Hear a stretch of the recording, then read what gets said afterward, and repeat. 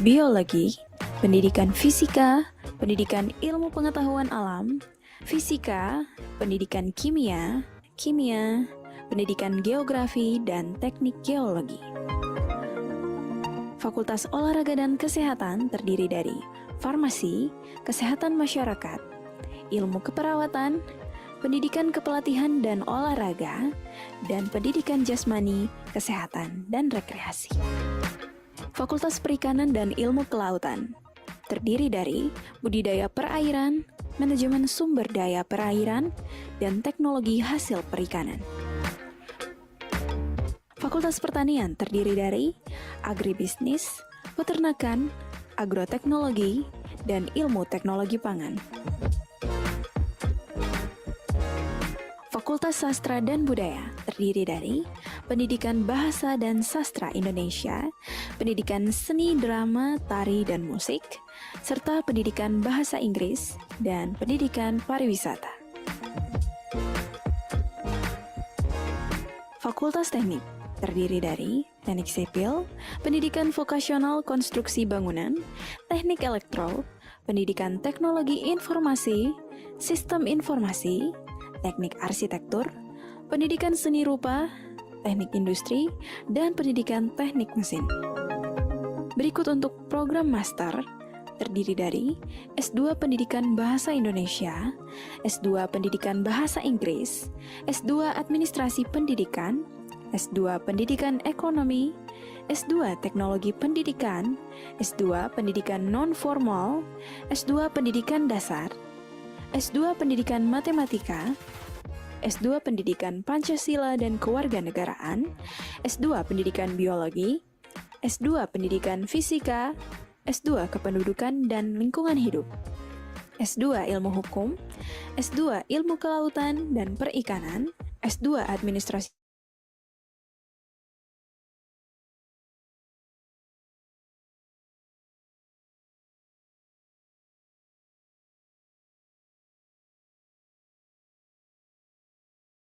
Muncul Pak ya suara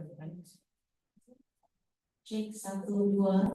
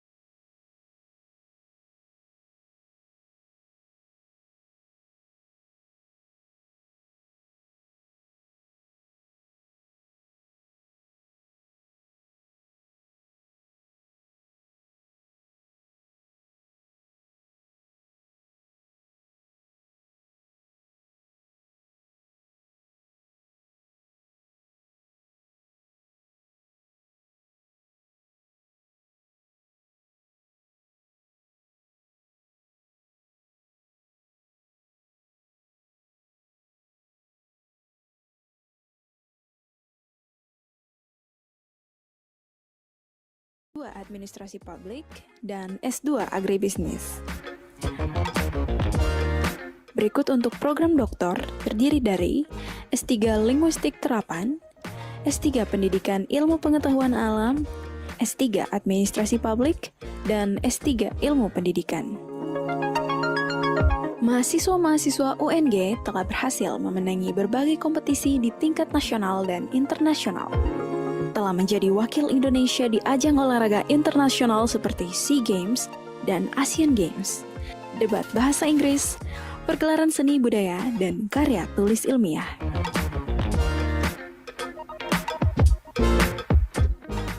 Sebagai gerbang di utara Indonesia, UNG terus meningkatkan kompetensi mahasiswa di berbagai program studi guna menghasilkan lulusan yang kreatif, inovatif, berjiwa entrepreneur, dan mampu bersaing di kancah nasional dan internasional.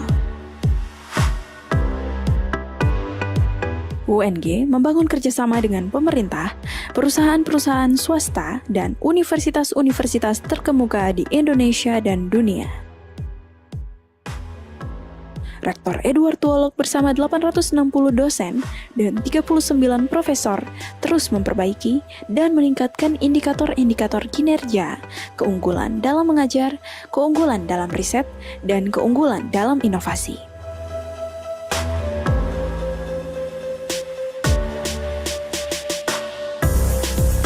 Selama 1 dekade terakhir, UNG terus meningkatkan kompetensi dosen,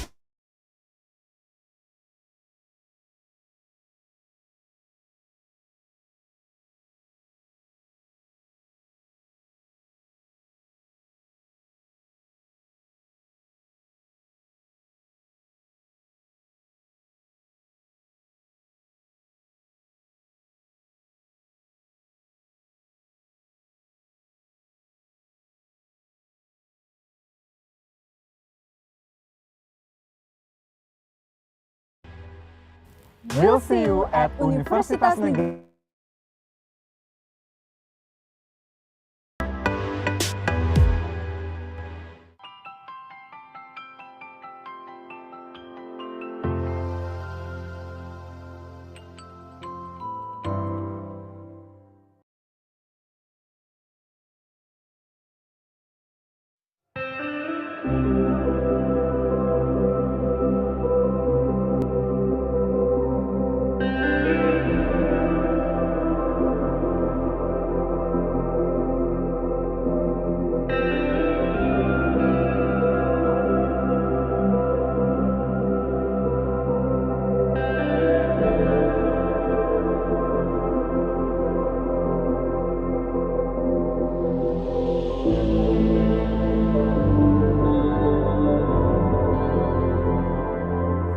sebagai universitas tertua di Gorontalo, Universitas Negeri Gorontalo atau UNG telah mendedikasikan diri selama 58 tahun sejak berdiri tahun 1963.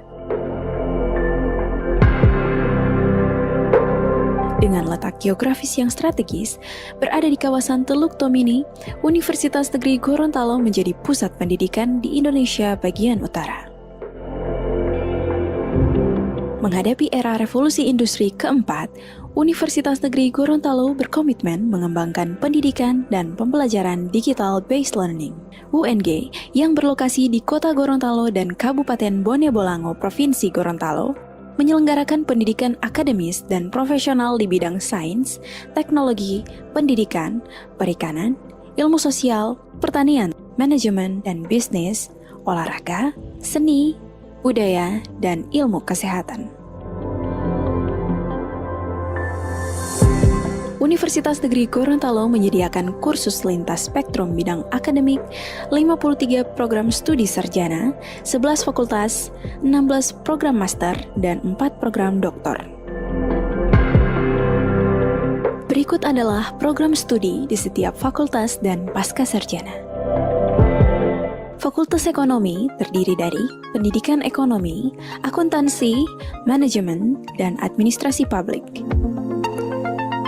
Fakultas Hukum terdiri dari Ilmu Hukum.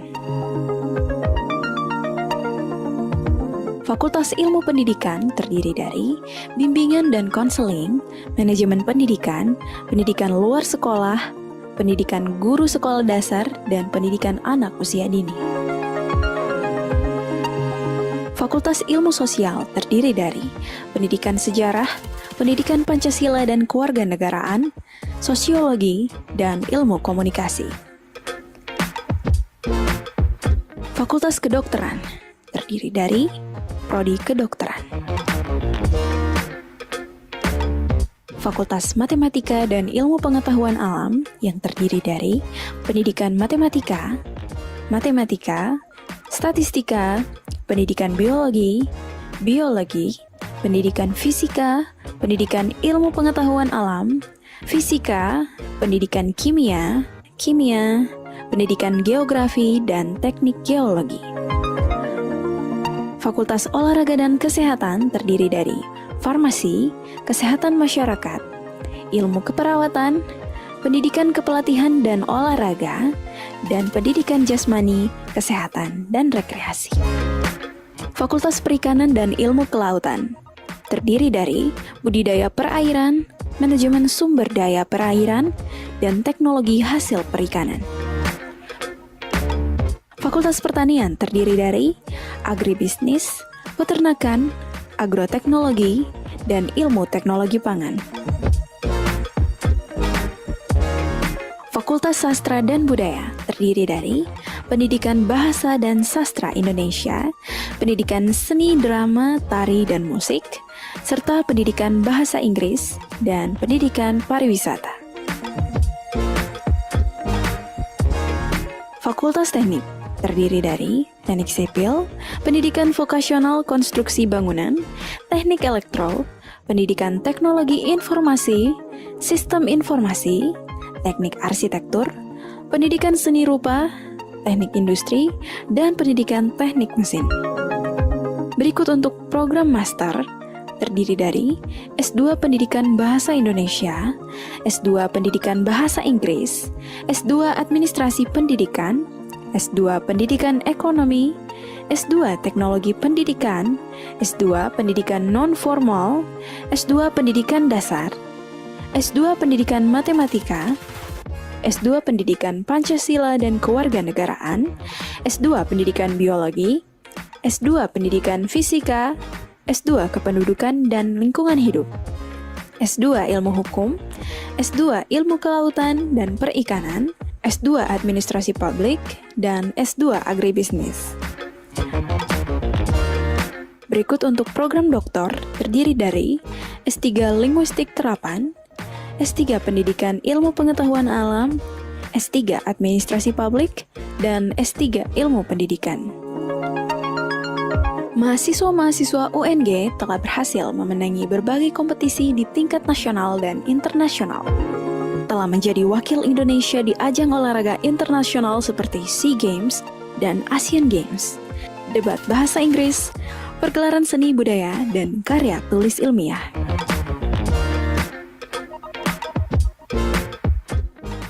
Sebagai gerbang di utara Indonesia, UNG terus meningkatkan kompetensi mahasiswa di berbagai program studi guna menghasilkan lulusan yang kreatif, inovatif, berjiwa entrepreneur, dan mampu bersaing di kancah nasional dan internasional. UNG membangun kerjasama dengan pemerintah, perusahaan-perusahaan swasta, dan universitas-universitas terkemuka di Indonesia dan dunia. Rektor Edward Tuolok bersama 860 dosen dan 39 profesor terus memperbaiki dan meningkatkan indikator-indikator kinerja, keunggulan dalam mengajar, keunggulan dalam riset, dan keunggulan dalam inovasi.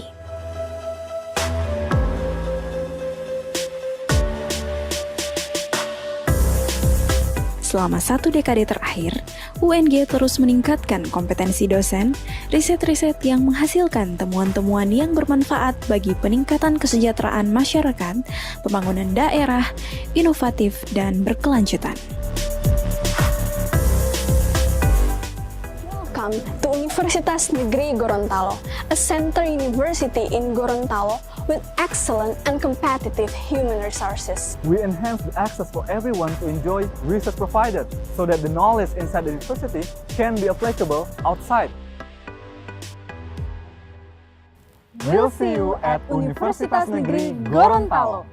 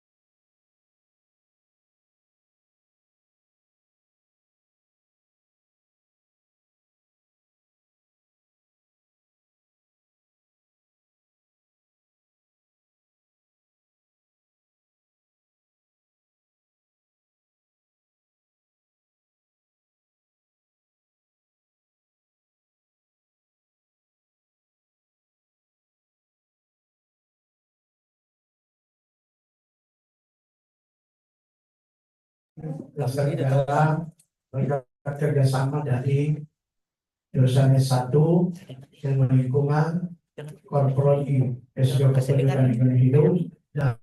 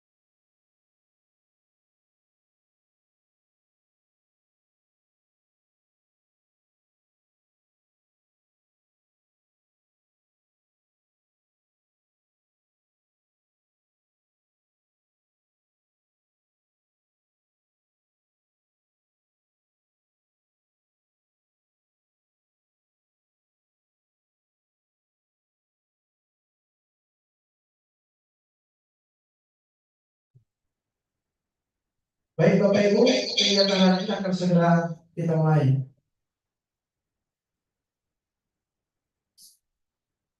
Assalamualaikum warahmatullahi wabarakatuh.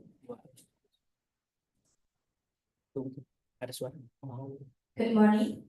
Greetings of peace to all of us. Shalom of Swastiastu. Namo Buddhaya and greetings of goodwill. We extend a warm welcome to the first International Conference on Environmental Science in 2024. This event is sponsored by Walasea, the Climate Reality Project Indonesia, Optik Metro, Pegadaian, dan Rumah Pernik Gorontalo.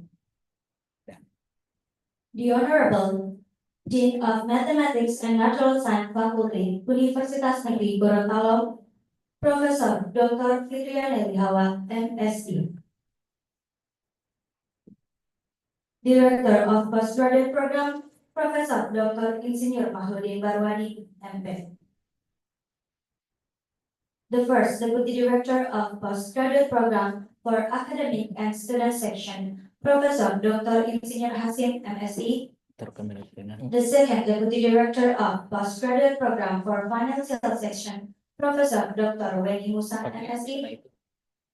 all Vice Dean of the Faculty of Mathematics and Natural Science, Universitas Negeri Gorontalo, Coordinator of the Bachelor Program in Environmental Science, Universitas Negeri Gorontalo, Professor Dr. Sukirman Rahim, MSc, Coordinator of the Master Demography and Environmental Study Program, Universitas Negeri Gorontalo, Dr. Marini Susanti Hamidun, SSI, MSc, Coordinator of the Doctoral Environmental Science Study Program, Universitas Negeri Gorontalo, Professor Dr. Dewi Wahyuni Prabaderan, MSc, all Coordinator of the Doctoral and Master Study Program, Head of Department, Secretary of Department, Coordinator Study Program, and Head of Laboratory in Mathematics and Natural Science Faculty, Universitas Negeri Gorontalo.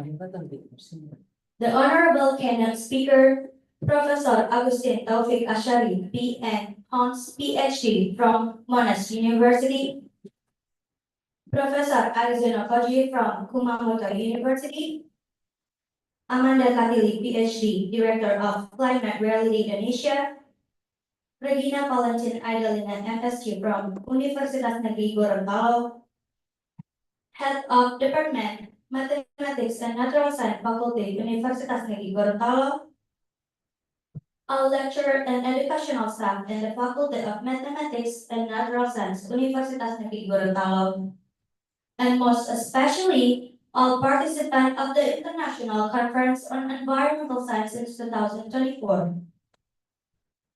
Let us rise our praise and gratitude to the Almighty God, because by His permission and power, we are still able to attend today's event.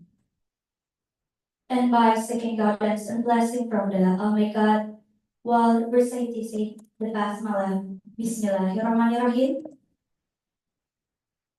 The International Conference on Environmental Science with the theme, Conserving Ecosystem for Climate Resiliency, highlighting the importance of ecosystem conservation to strengthen resilience against climate change, begins today, Wednesday, December 4, 2024. Honored guests, we will now sing the national anthem of Indonesia, Indonesia Raya. We kindly ask everyone to stand.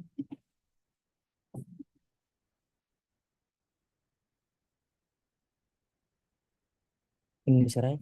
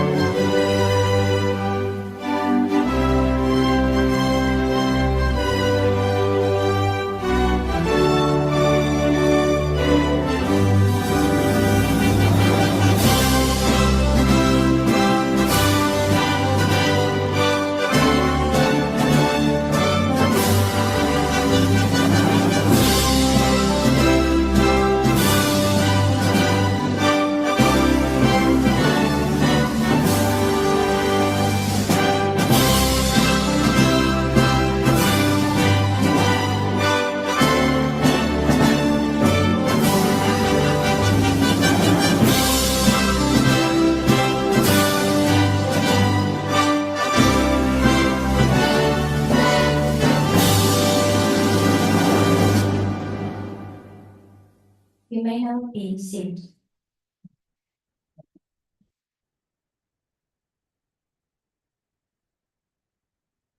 Ladies and gentlemen, to bless today's event, Let us proceed with the recitation of a prayer led by Mawaki Heru Prasetyo.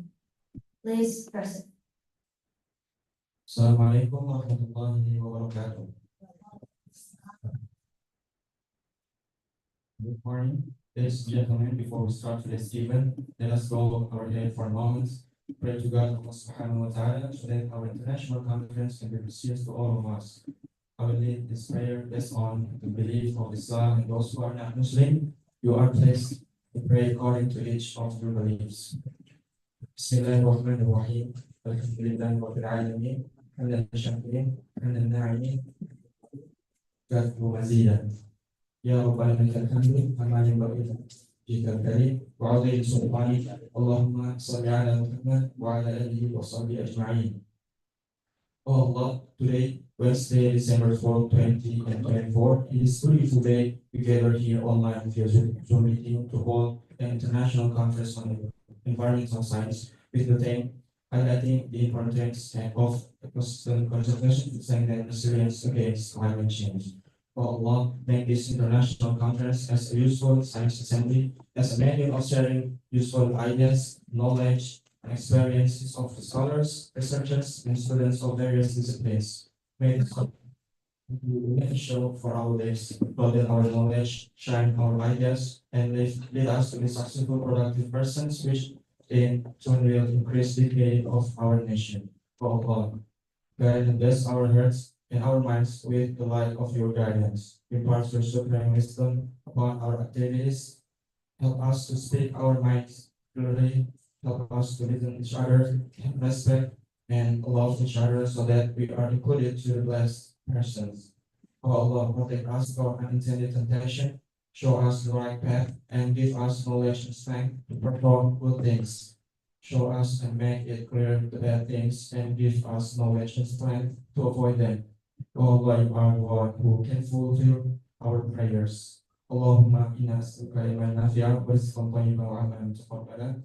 اللهم انا نعوذ بك من علم لا ينفع ومن قول لا يخشى ومن نفس لا تشفع ومن دعوة لا يستجاب لها. ربنا آتنا في الدنيا حسنة وفي الآخرة حسنة وقنا عذاب النار. صلى الله وسلم على نبينا محمد وعلى آله وصحبه أجمعين. سبحان ربك رب العزة عما يصفون والسلام والحمد لله رب العالمين. السلام عليكم ورحمة الله وبركاته.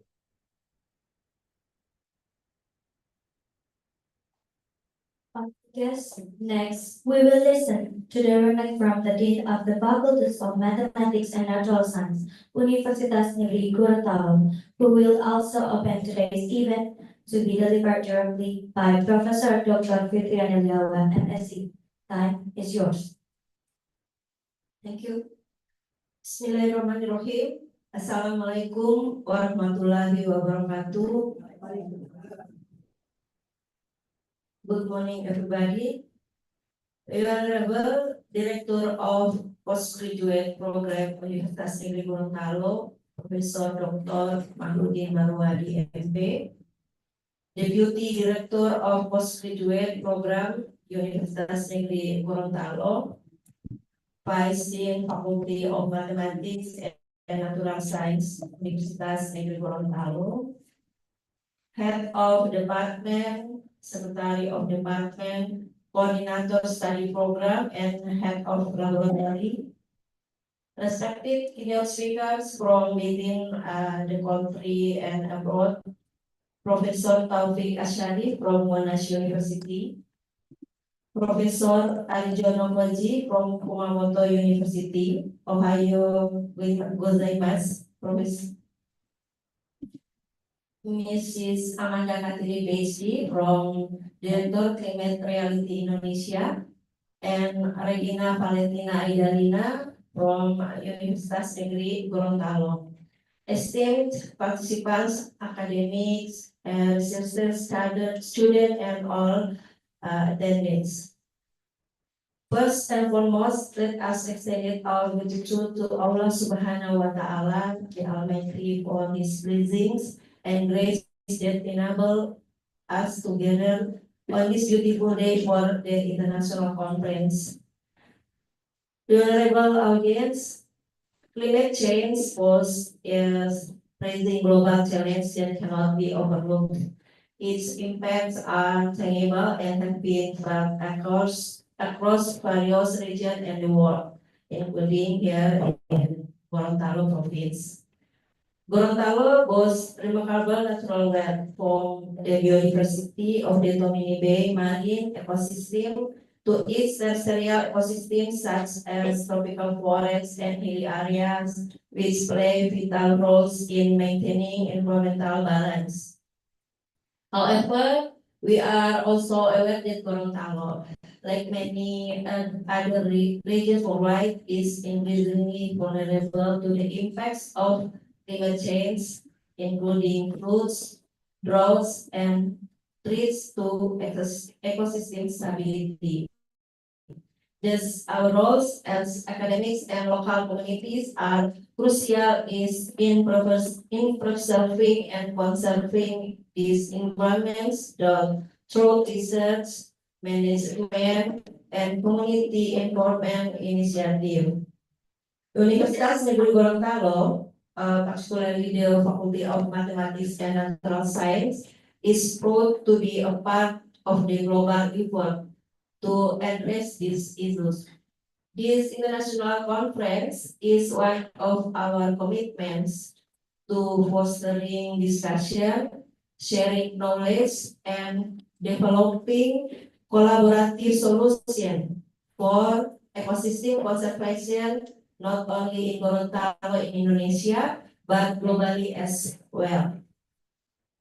I would also like to express my deepest appreciation to keynote speakers for their willingness to share their expertise and experiences with diverse academic backgrounds and origin from various institutions and countries. I am confident that they will provide fresh perspective on ecosystem conservation and resilience to climate change. Additionally, I extend my gratitude to organizing committee for their hard work in ensuring the success of this event. Honorable audience, let us use this moment as the starting point to build collective awareness and take concerned actions, particularly is safeguarding Gorontalo's natural wealth as part of the global endeavor. With great hope that today's discussion will generate tangible positive impacts, let us commit ourselves together to protecting our planet. With the recitation of Basmalah, Bismillahirrahmanirrahim, I am honored to officially open the International Conference article Conserving Ecosystem for Climate Resilience, highlighting the importance of ecosystem conservation to strengthen resilience against climate change. May this event run smoothly and bring significant benefit to Gorontalo, Indonesia, on the world. Thank you. Wabillahi taufiq wal hidayah. Wassalamualaikum warahmatullahi wabarakatuh.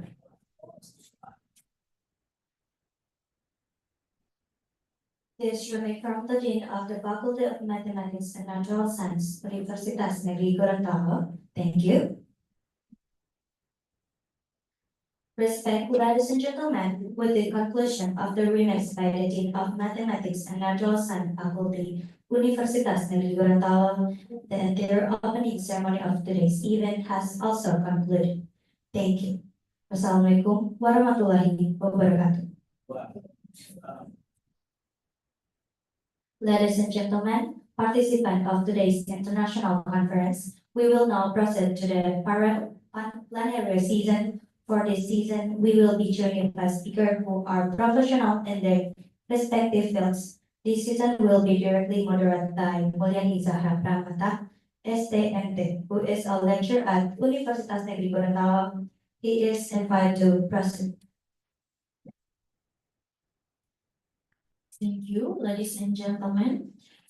We may ask you to give us 10 minutes to prepare the plenary session. Thank you.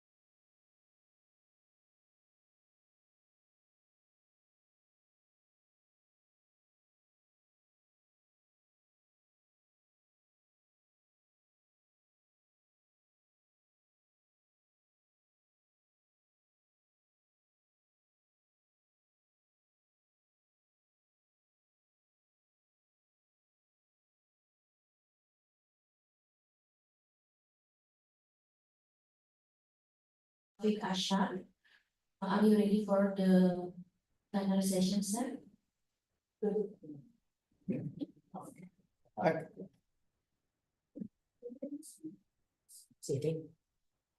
CP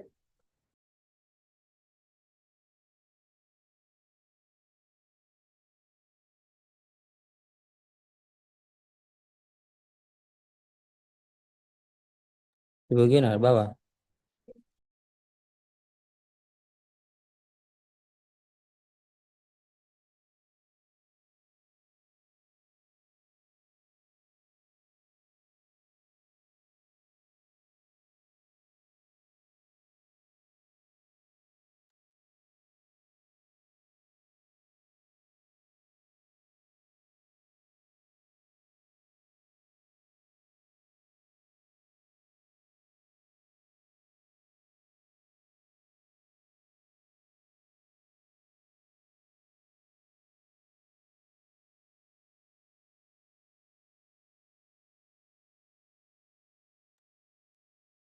Dear keynote speakers, we might ask you to sound check before we start the plenary session, please. Professor Agustin Taufik Asha, can you please turn on your microphone to check the sound? Yes, Okay. hello, morning. I can hear you. Okay.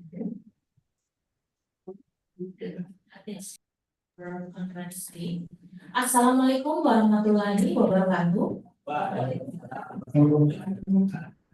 Good morning, everyone, and welcome to the plenary session of International Conference on Environmental Sciences 2024. We are thrilled to have many incredible participants joining us today for this virtual conference.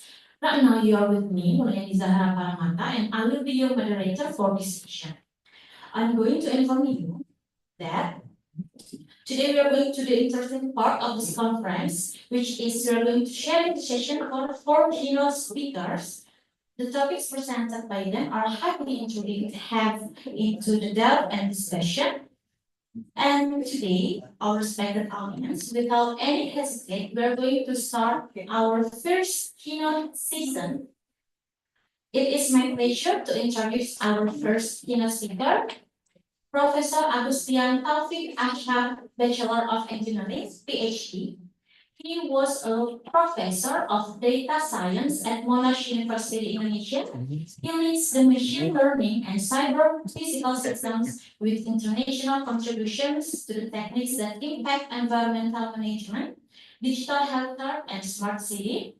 He graduated from Nanyang Technological University of Singapore with the field of electrical electronic engineering in 2007, then continued to study at University of Cambridge with the field of informational engineering and graduated in 2012. He has gone through numerous experiences such as academic careers in many prestigious universities, became a principal investigator in the environmental management projects. He was also published numerous articles ranging from topics on forest and Wallacea region to renewable energy. Today, Professor Taufik Asha will be sharing insights from their extensive experience in the use of artificial intelligence in environmental monitoring. Please join me in welcoming our honorable speaker, Professor Taufik Asha. The virtual stage is yours. Thank you very much for the kind introduction. So I will start by sharing my screen.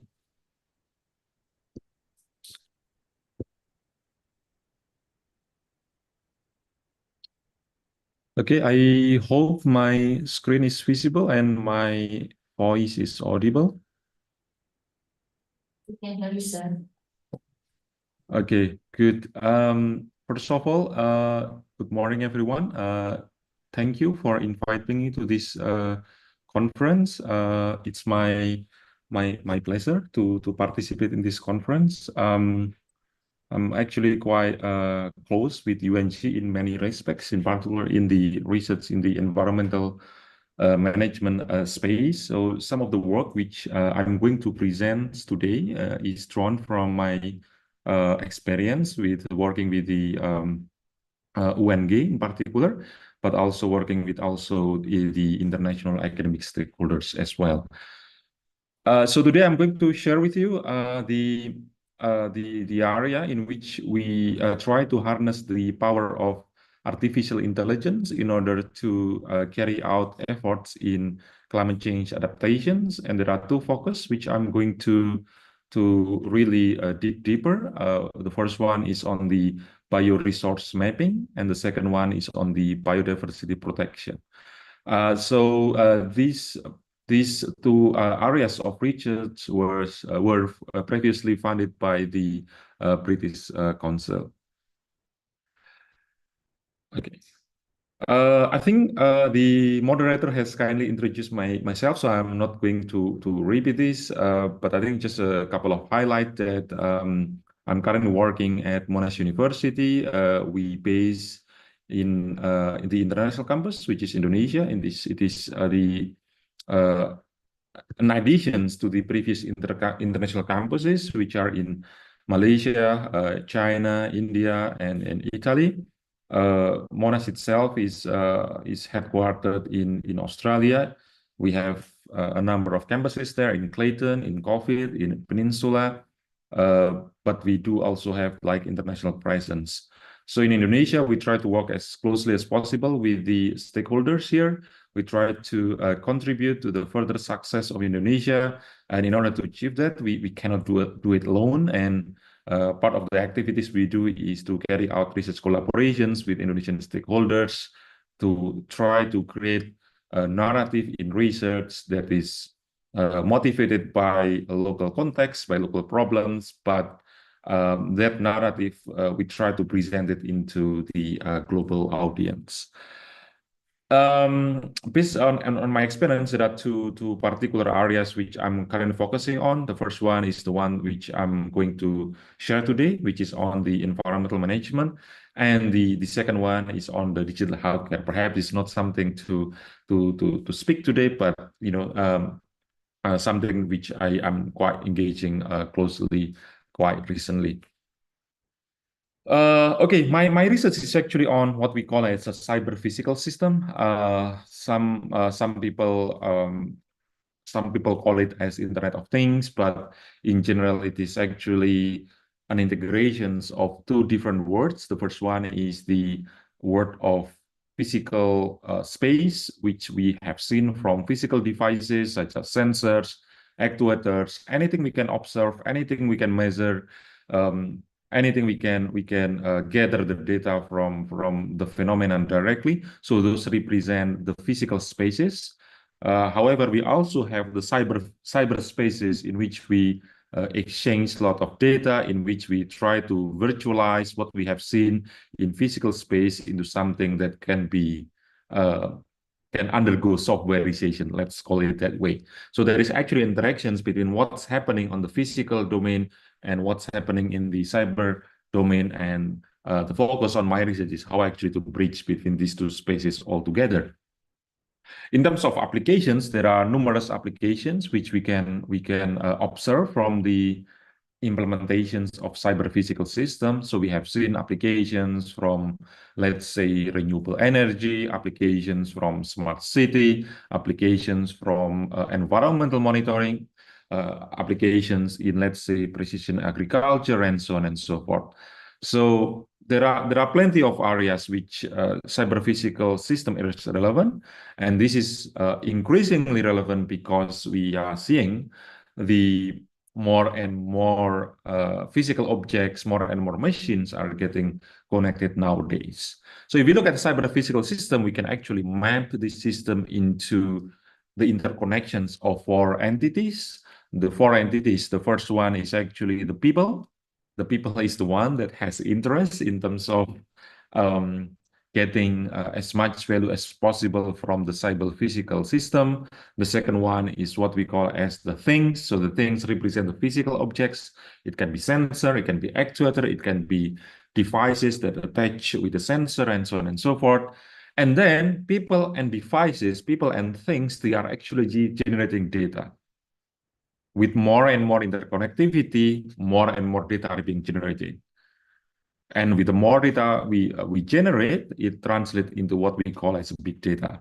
And big data, according to the economists back in 2017, is the new valuable resource to replace oil. Yeah, so imagine the value of the data when the economists underline the possibility of that data to replace the world most valuable resource at that time, which is oil.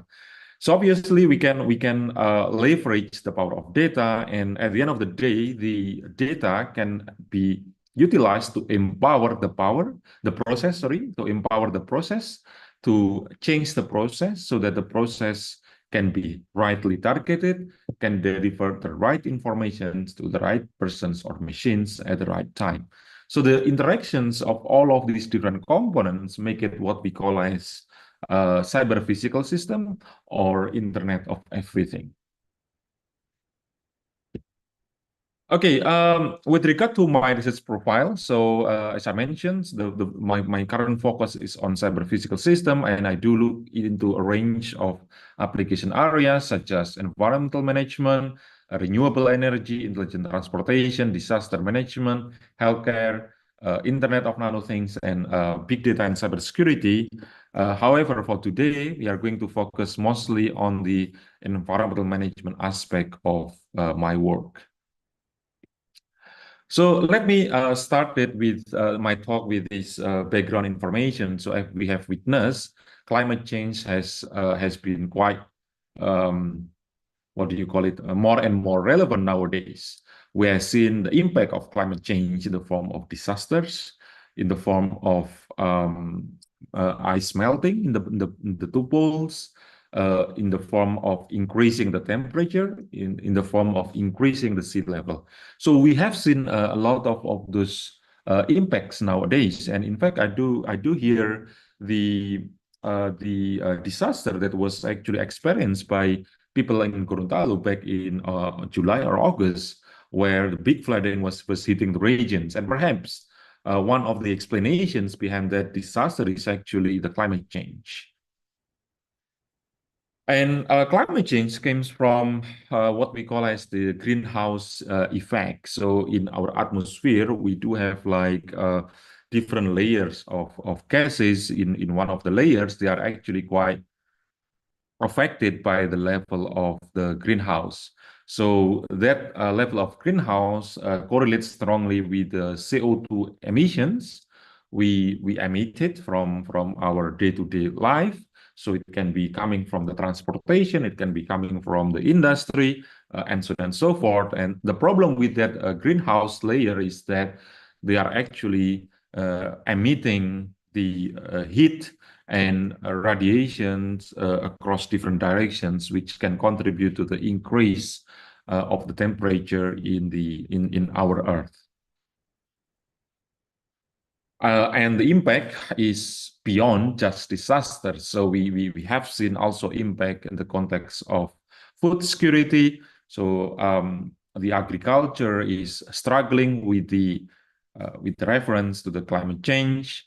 So those particular impact of climate change is something that we need to be worried about, because food security is one of the important component in sustaining the human life, in making sure that the future generations can thrive future generation doesn't have threat in terms of maintaining their health and well-being. So we have seen the impact of those in the form of, let's say, droughts, in the forms of, let's say,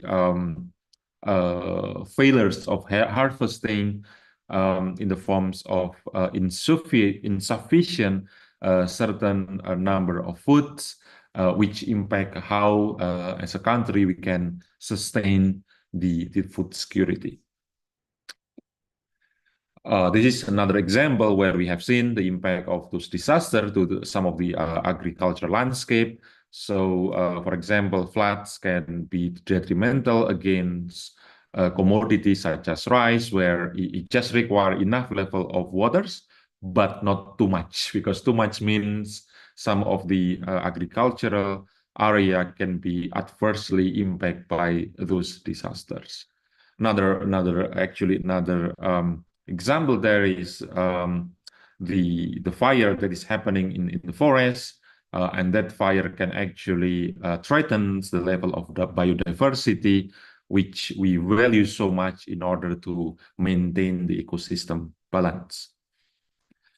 Okay, so obviously the impact of this climate change is a lot. It impacts different range of stakeholders, different range of populations. Some of the populations are more vulnerable in comparisons to others. For example, low-income communities, women, communities of color, children, older adults, and so on and so forth. So obviously, we have to be careful with those impact, and those impact motivate us to do more with regard to the climate change adaptations and climate change mitigations efforts.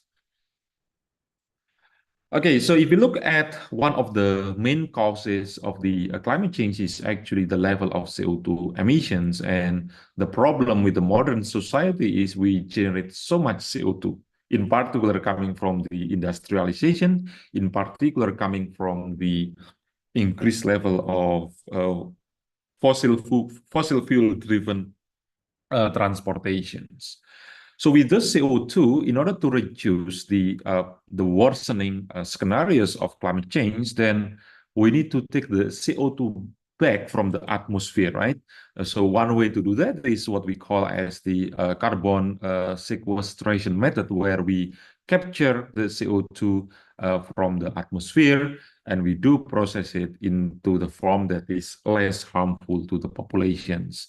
And that is something that is provided naturally by plants, by forests, because they do interact with the CO2 in the form of carbon photosynthesis, so they can absorb those carbon from the atmosphere. They use it to generate the food supply within itself, and the resulting carbon structure is being deposited back to the soil. So it's actually quite a natural solution in terms of taking back the CO2 from the environment.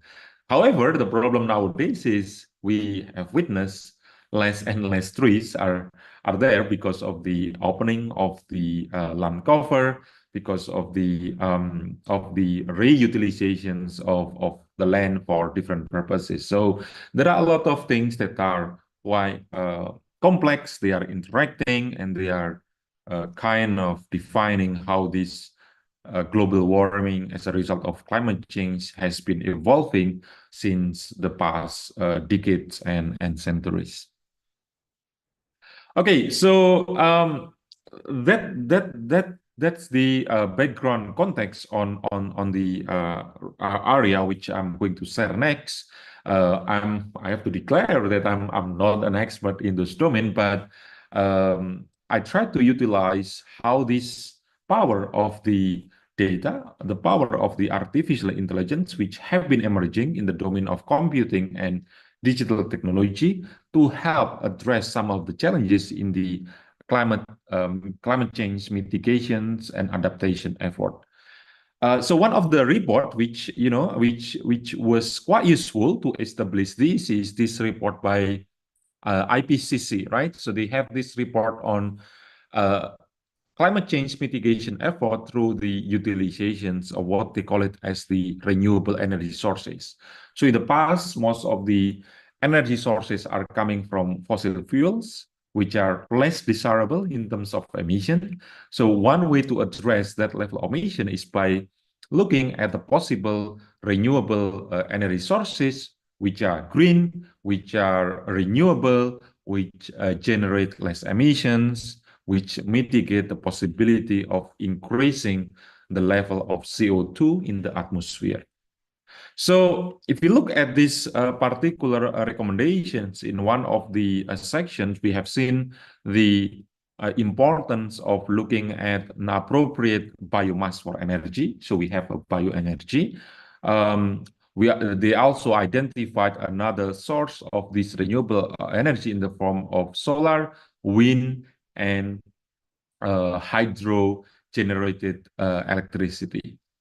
So one of the challenges with those things is actually when we look at the report is this particular point where they say that they have lack of general information and access to data relevant to the deployment of renewable energy and a lack of technical and knowledge capacity. So one of the big issues within this particular direction is the lack of informations and lack of data to help support the deployment of renewable energy.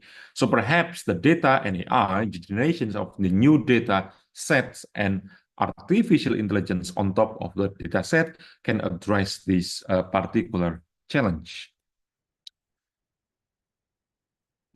Another report, which I am happy to share here, is the report from the Innovations for Coal Earth Forum. So they released this report, I think, last year. So it's quite a recent report, a report around the artificial intelligence for climate change mitigations roadmap. They identified where the AI can play a huge role in this effort.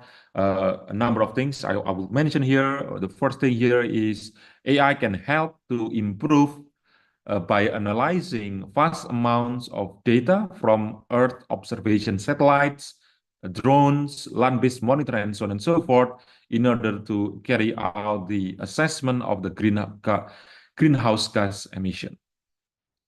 Another possibility of AI utilization is on understanding the sources of CO2 emissions. So AI algorithms can be utilized to survey the world's vegetations at high spatial resolutions and precisely measure the amount of biomass carbon sequestered in forestry and other forms of vegetation at scale. So in fact, this is the one which I'm going to talk in detail next, because this is the work which we have been doing in the past 2, 3, 4 years or so.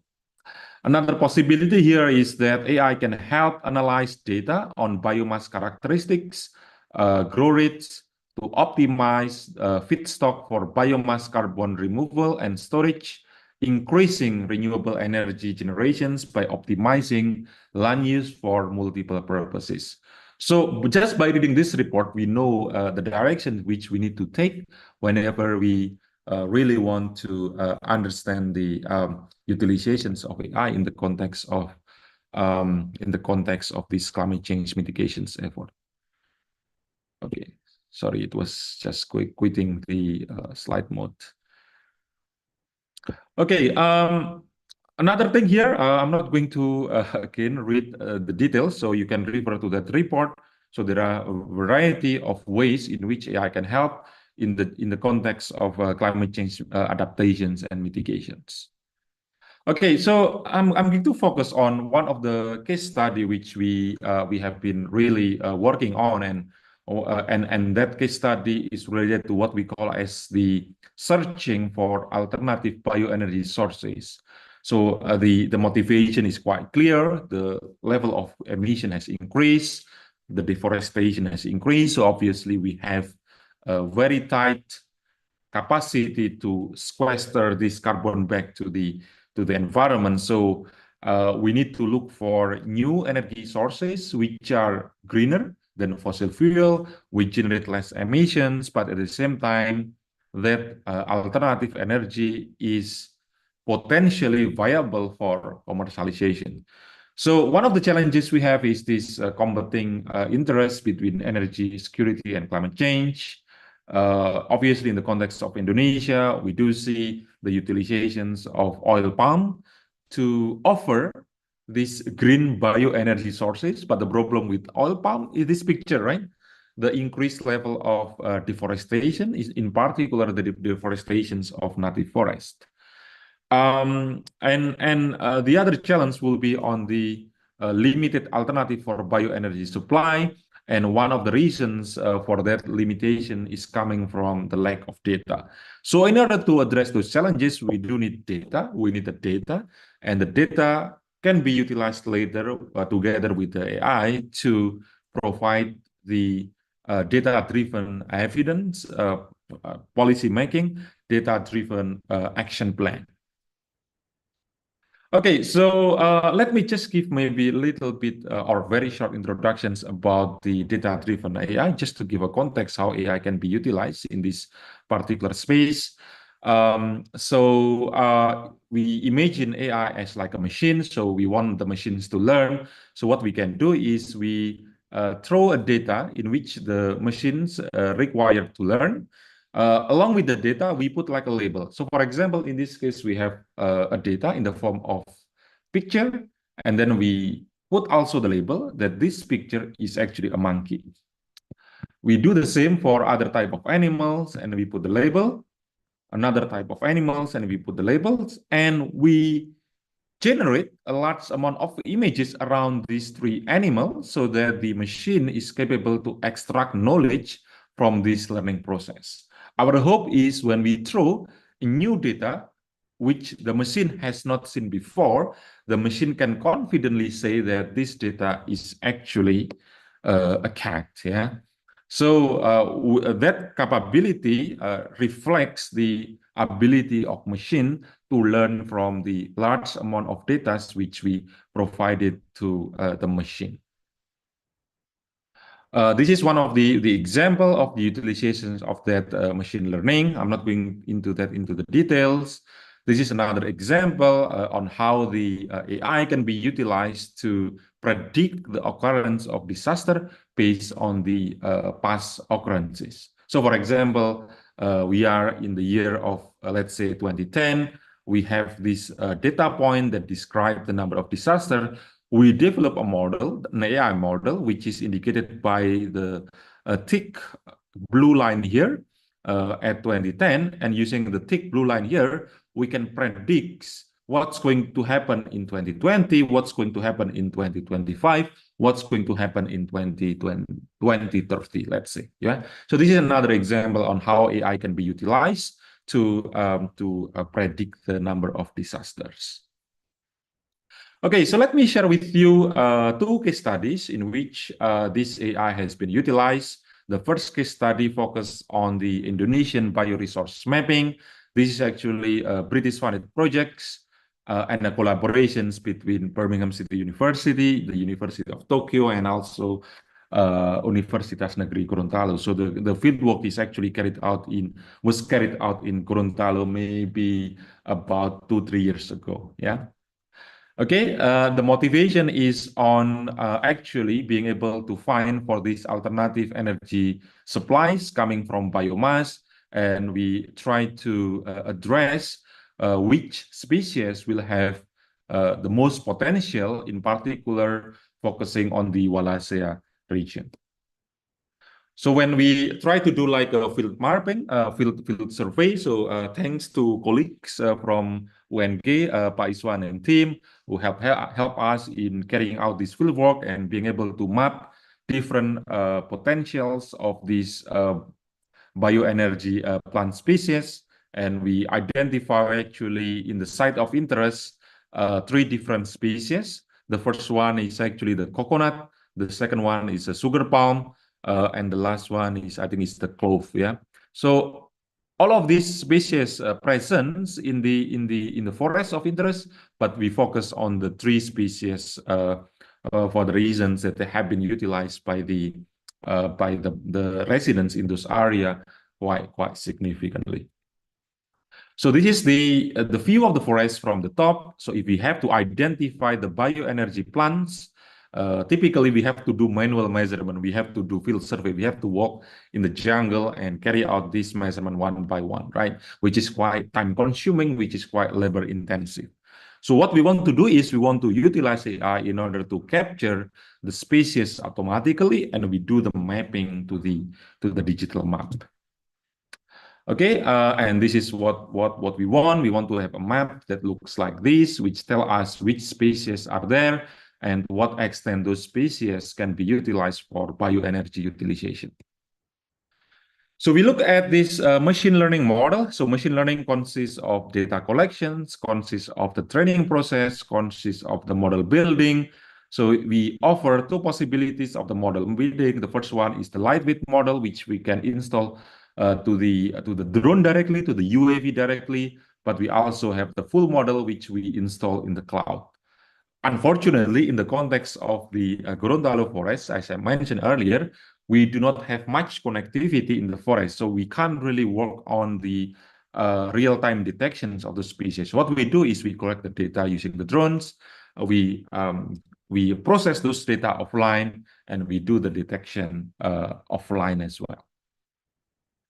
Okay, one of the problems we discover from the field is that the instances we count from the images collected, they are highly imbalanced. For example, like coconut is quite dominant in the area, the sugar palm is the second dominant, and the clove is less dominant. So obviously, this is a problem in machine learning because they are not balanced. So what we are trying to do in our research is we try to actually rebalance this particular data set and being able to improve the detections of the species. Okay, so the first thing we do is we just throw the detection algorithm. So that algorithm is what we call as YOLO version 5. And just without changing the data set, we are able to reach this performance. So we are quite satisfied with the coconut because we can achieve the performance around 0.936, while the precision is 0.776. So for coconut, the result is actually quite good because the best precision and recall is actually 100%. Yeah.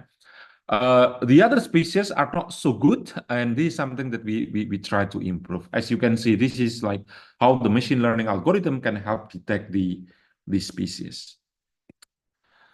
So what we do is we do what we call as downsample and upsample. So for those classes which are less, we try to upsample those classes so that the proportion is close to the majority class. For those class that is dominant, we try to downsample so that that class will be proportional to the minority class.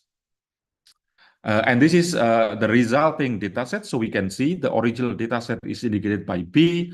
We have the upsample dataset, which is A, and then the downsample version, which is D and U. Yeah, so you can see that B is largely not proportional, whereas A, D, and U, they are more proportional compared to B.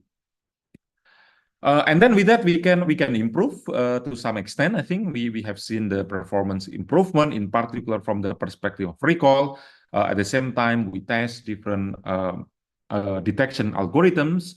The result is promising, but again, there are more works to be done. For example, like the precision result is still not satisfactory. I think in my assessment, I think is quite good in one of the perhaps one of the species, for example, like coconut. But again, for other species, we have a long way to go with regard to this precision metric. So this is like a work in progress, how we can actually address the poor performance of precisions in the future work. Okay, so what we do next, once we are able to detect that, is we try to put the detected species on the map, so all the data will be geotagged, so we can actually locate directly where the species are located, so stakeholders can gain that information. So if they really want to invest something on bioenergy, they can try to understand the potentials of the area given the number of the species detected by the algorithm. The other case study which I'm going to share is the case study to map the invasive acacia trees. And this, again, this is funded by British Council and its collaborations between Birmingham City University and the University Brunei Darussalam in Brunei. When we came to join these projects, one of the idea is this acacia mangium is actually quite problematic in Brunei tropical rainforest because they are quite invasive. Depending on the size of the acacia, they can potentially be fire prone, which threaten the biodiversity. At the same time, they may also change the balance of the ecosystem, making the ecosystem less balanced, making the ecosystem less sustainable for the biodiversity species that reside in that ecosystem. So what we do is we focus on this forest, which is called Andulau Forest Reserve. It's located quite close to the highway in Brunei, so it's quite convenient to carry out the aerial measurement using drones. In contrast to what we did in the context of the Gorontalo forest, here we are not just interested in the species, but we are also interested in the shape of the acacia tree because we want to approximate the percentage of acacia in a given forest. So we do what we call as the polygon annotations, and from that polygon we can approximate the area that is covered by each polygon, aggregate that, and we have the accumulated result in terms of understanding how the invasion has affected the rainforest in that particular area of Brunei. Okay, so our contribution is pretty much on improving the accuracy, pretty much on relying on one possible sensor, which is the RGB camera, and being able to utilize as much as possible from that RGB camera. Obviously, there are other works which have done similar research direction before, but most of those research, they are utilizing expensive sensors such as infrared, multispectral, hyperspectral, LiDAR, and so on and so forth. So what we do here from the pipeline is we do what we call as the polygon annotations. We work with the Brunei stakeholder to draw, to identify which area is actually acacia. And then that polygon filter will be utilized to train the convolutional neural network model. With that, we embed the grids and coordinates to the map, and we do the post-processing by utilizing the domain expert to carry out with the actual map later on. So this is like an example of the polygon annotated images. Again, this is carried out by the domain expert, so it's not us, but the domain expert is doing this for us. What we do is once the image are annotated, we can feed in the image to the machine so that the machines can gather knowledge in identifying those particular acacia. Okay, so these are a number of examples which have been shown. They are quite effective in dealing acacia. They have been validated by the by stakeholders. So we are quite happy with the results. And this is how those results are being put together. If you imagine like this span like huge area of tropical rainforest in Brunei. So if we do this manually, maybe it will take months to assess the level of acacia invasions. But with the drones, we just need to take the data a couple of times, and we are able to map the acacia invasions in the Brunei tropical rainforest. So with this map, we can inform the forestry department to carry out certain intervention strategies. For example, maybe they can introduce certain initiative in cutting down the number of acacia, or they can do something else in terms of controlling the population acacia so it won't be too invasive to the native forest. Okay, I think that will conclude my talk. So thank you for your attention. If there are questions, happy to discuss further during the question and answer session. So I will return the stage to the moderator to carry out with the rest of the activities. Thank you very much. Professor Taufik, for the insightful presentation from you. I believe that everyone in this room enthusiastic for your presentation, and also me, because this topic is very interesting, especially this how Prof. Taufik present to us how the machine program detects the acacia tree in the digital mapping is such insightful. New knowledge for me, and also I believe many people in this room is also has this new insight from your topic. Before we continue our session, I want to greet the other keynote speaker, Professor Koji from Japan, and Mrs. Amanda Kateli, already in here in the room, and Miss Regina Valentine, that is already in this room. Welcome to International Conference on Environmental Science. And ladies and gentlemen, I believe you are now ready for our next keynote speakers. And this keynote speaker is from Japan. And he is Professor Arizono Koji. He is a Mercury Management Advisor in Ministry of Environment and Forestry Indonesia.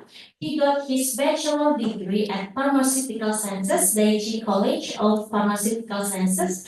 Then he continued to study Master of Pharmaceutical Sciences in Nagasaki University in 1979, and he got his doctoral degree at Pharmaceutical Sciences, Kyushu University.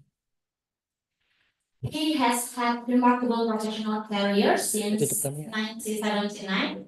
He has remained actively involved in making significant contributions for the benefits of many. He has worked as a research assistant and progressed to become a professor at university. Additionally, he has held the position of dean and is currently serving as a Mercury Management Policy Advisor. Ladies and gentlemen, before we start our session with Professor Arizono Koji, I would like to remind you, based on the agenda today, we will have a panel session for all of the keynote speakers. So we will start our four keynote speakers, and then we will have the question and answer session. So we will continue to Professor Arizono Koji session, and this session will be helped by a translator, the proficient in both English and Japanese. She is Mrs. Indri Afriani Yasin, PhD. I would like to invite Mrs. Indriani to take this opportunity to help me to translate Prof. Arizono Koji presentation. Please, ma'am, it is yours. Thank you, Zahra. Good morning, everyone. Let me introduce myself first. My name is Indri. Today, I would like to be Arizona Sensei interpreter, but actually, Sensei will use English. Sensei, ohayo gozaimasu. ございます。あの、どうしますが、あのね、ゆっくりと今日、喋って、日本語でゆっくりと喋って、インドネシア語にしますか。みんなは英語がわかうん。るから、英うん。語の方がいいんじゃないんですか？そしたら英語でずっと喋ります。はい。はい、お願いします。はい。それじゃあ、いき始まりま。ますす？はい。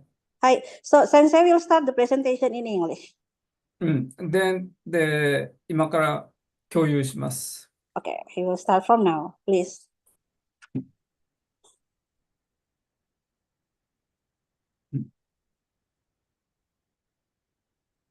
はい、どうぞ先生。やります。ちょっと待ってね。こっちを。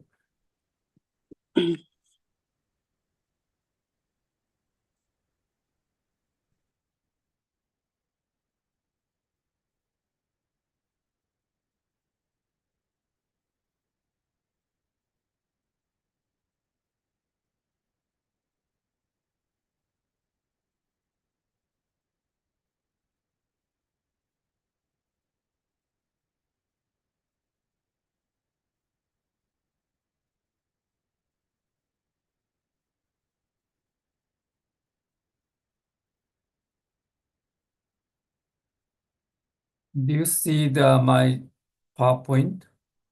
Is it okay? 見えてますか？ Yeah, はいはい、見えてます。声も聞こえてる？はい。はい、わかりました。それじゃあどうぞ。始めます。はい。So, thank you for introductions. My name is Koji Arizono. I was working about 40 years in the academia of the Japanese university regarding on environmental health, food science, and public health area. So after I retired, age of 65, now I'm visit to the Indonesia, working on the JICA expert for like environmental policy advisor. So recently, I also started to the JICA expert work regarding on mercury management. So reason why I have to I will present today's because of this 2 or 3 years I was working with Gorontalo province people and sometimes academia of the University of Mohademia Gorontalo and University of Gorontalo. So regarding on environmental science and environmental pollution area. So today, my topics is pollution level is their impact on life and environmental balance. So I'm focused on the PFAS. Maybe the introduction of the climate change and the other effects, CO2, etc., is also explained by former presenter, keynote speaker, and other speakers. I would be just focused on the chemicals regarding on the environmental pollution, sometimes related to the climate change. Then, the first, today I will introduce one topics of the fluoride compound. Usually, maybe you know compounds, the fluorinated gases is using in the refrigerator, etc. And as you know, this fluoride gas is one times related into the environment. This gas class of the chemicals that can affect the climate change and global warming, especially for the HFCs and etc.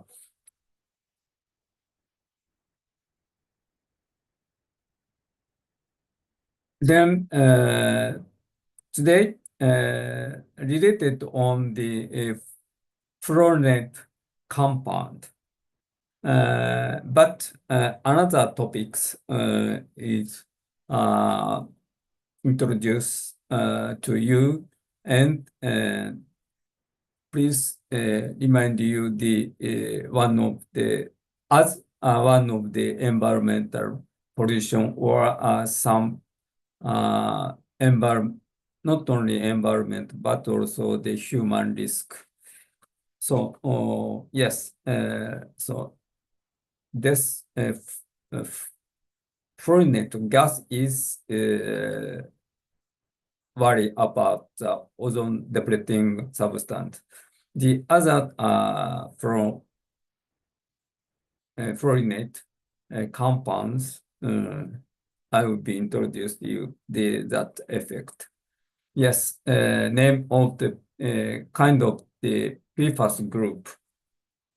So I'm sorry, some word is in Japanese, but some word of the English in the same, so that you can understand the English word. And so today I'm focused on the PFAS. This one is also the fluorescence, fluorine compound. PFAS, polyfluoroalkyl substances. Group of this group is over the 1,000 chemicals in registered by CAS, chemical abstract, and also they using your life surroundings. It means sometimes you can check the food packaging, microwave popcorn bag, and the sandwich wrap and container, and fry non-stick cookware, and then outdoor raincoat, water shelf, residence, and sometimes household items, and firefighting foam. So yes, this PFAS compound is known as forever chemicals because they have compounds which not break down or very short. And then so this one can accumulate not only human, but also the animal, plant, and the other environment. Maybe you can understand, and you can remind you to this compound, PFAS compound, surround your life. Yes, this is a basic structures. Then, as I told you, this compound is widely used.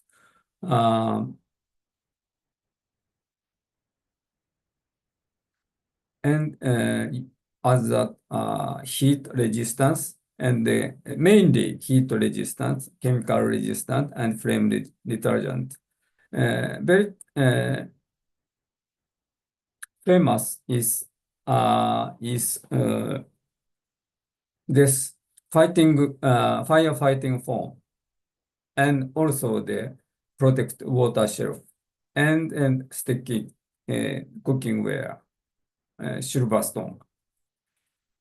Yes, so this is a very wide use, but this one is worry about its persistence and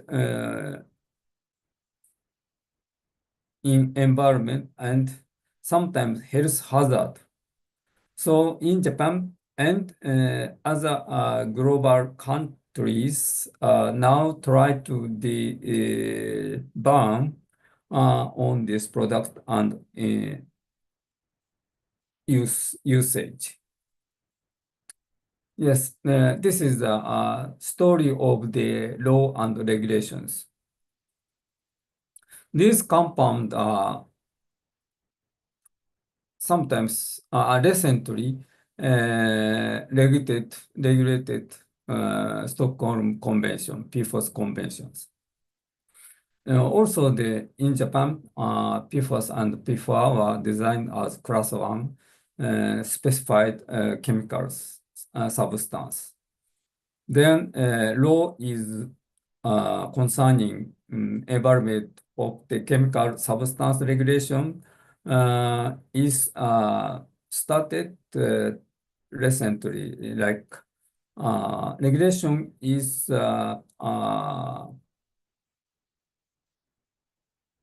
some November last year November some regulation is designed, then that law is enforced in this April 2024.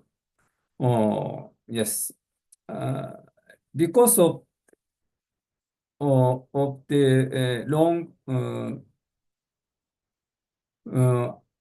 arrive or accumulation and hazard of the health hazard. Because of the concerning of its persistence in environment and health hazard, this compound in the widely and long time using. So, because of this background, in Japan, recently very concerned and its pollution in water and not only water environment, and also the some human pollutions, human health effect. Yes, this is the last year's recently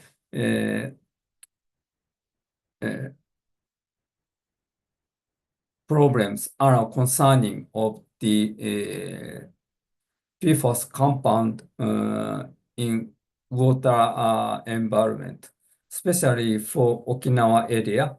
So this is the news of the 2021, but this 2 or 3 years, even if this year, I will inform you the recent activity in Japan. And then, so this 5 years in Okinawa prefecture is a very concerning on pollution, water pollution or underground water pollution concerning on the PFOS distributions. So reason why, because of the reason why used on the PFOS compound in US base and US this news said US Cadena Air Base, US Marine Corpus Air Station, etc. So US military use an PFOS compound as a fire this firefighting foam, etc. The reason why firefighting foam is contained PFOS sometimes in the not only so the Okinawa, so the fire problems using in, as you know, the white powder to fire event that fighting foam is used to reduce fire. That white powder contained PFOS. It means the main place is maybe polluted by PFAS compound. Yes, this is some information. Reason why PFAS warning. PFAS were estimated to remain in soil for more than 1,000 years. And the case of exposure route of the PFOS is food, contaminated food, contaminated air and dust, and contaminated drinking water. So not only the environmental damage, but also the human health hazard also problems. So they said our body PFOS by our even if the polluted, we can go out PFOS compound, but still accumulate in human body. Yes, just an introduction. The reason why PFOS has to burn and current information of the PFOS burn regulation by POPs convention and Japanese some regulations. And this one is so the introduction of the health effect by PFOS. You can understand to English word, and so basically US ATSDR worry about the hormone and immune system and cholesterol effect and some cancer risk. Even if the babies, inborn babies, there are lower birth weight and there are delay of the growing. This is some informations. And that is a list of the human damage. Thyroid disease, cholesterol increasing, and breast cancer, liver damage, kidney cancer, and testicular cancer, and also the effect to the baby, as I said, so lower birth weight, obesity, and then etc. And also the low sperm count, etc., like endocrine disruption effect.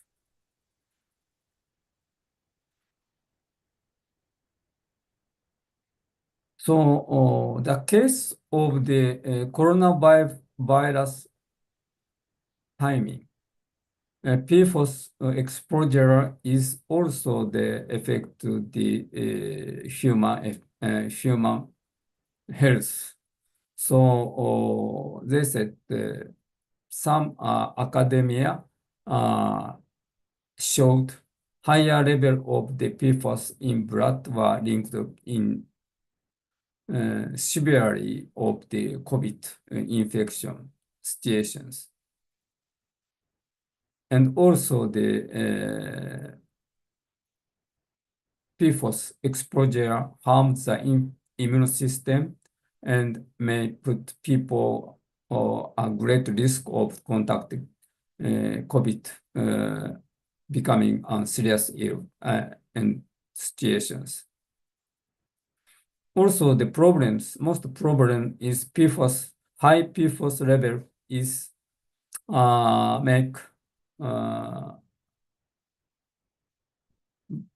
COVID vaccine less effective.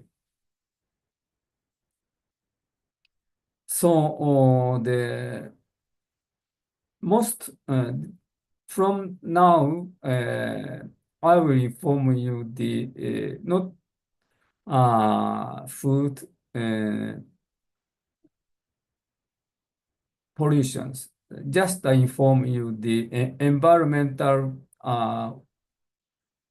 exposure way, like industrial and garbage and wastewater and most important point is, so I told you the firefighting foam. This is the information about the United States. Their detection information. Then this is some information. It's okay. So regarding on the Japan, this 2 or 3 years very concerned this PFAS pollutions. So of course, microplastic issue, endocrine disrupt issue, the other dioxin issue is important, but this PFAS is the most recent topics in Japan. Maybe soon affect the Indonesian condition, Indonesian media, also the and Ministry of Environment in Indonesia, also they may be warning about the Indonesian situations, maybe soon started to the, I think the survey of the PFAS pollution in especially water environment might be start. So in case of the Japan, we use some water, pipeline waters. Even if the pipeline water or underground water is polluted because of the some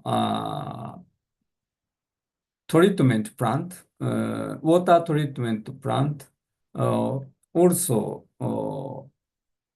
detected in PFAS. Yes, I will inform the some event in these 2 years in Japan. So 2020, Japanese government surveyed their pollutions. Then the data was 171 locations. Then 37 point is contaminated over the regulation level 50 nanogram per liter. So most highest place is Osaka underground water, the 855 nanogram per liter. So not only this place, especially for the Okinawa area, is many place is polluted, something like 1,000 and 500 or 8 nanogram per liter. So also they detected underground water near the base, Yokota Air Base, and Yokota, Kanagawa, and Atsugi US Air Base. Now, this one is just a list of the information water pollution near the some air base. One is Yamaguchi Prefecture, and another one is, as told you before, I told you before slide, Kanagawa Prefecture. And north side, Misawa Air Base also. This one is maybe reason why this pollution happen near the air base because of they are using air fighting foam. So in case of the airplane problem, this firefighting foam is used. So this reason why firefighting foams many or severe underground PFOS pollution is happening in Japan. So I think this is not only Japan, but also the other country is also happened. But there is no information or no monitoring.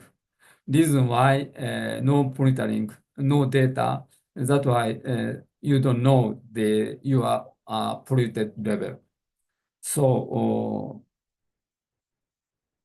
just the information. So if you want to check your situation in this Gorontalo, I gave some kit for Professor Indori named Octes for fluoride.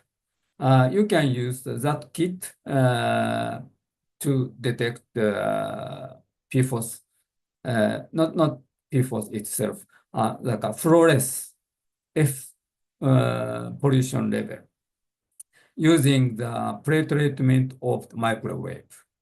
The case of the Octes kit,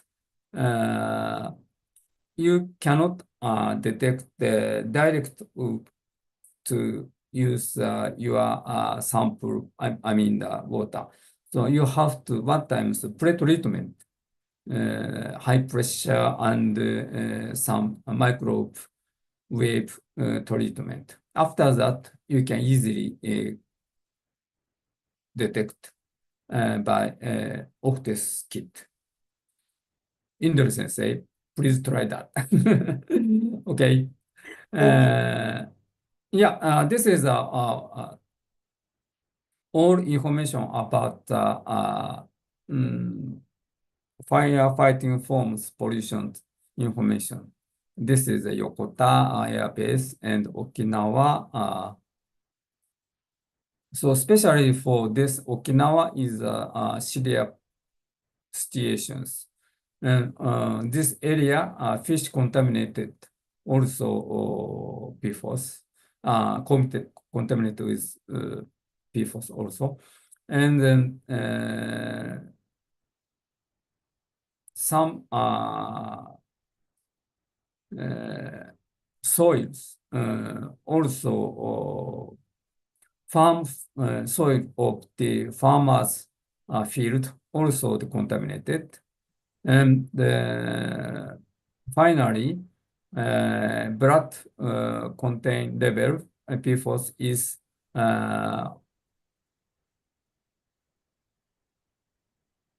4 to 53 times higher than the nation average level. So this is the same information.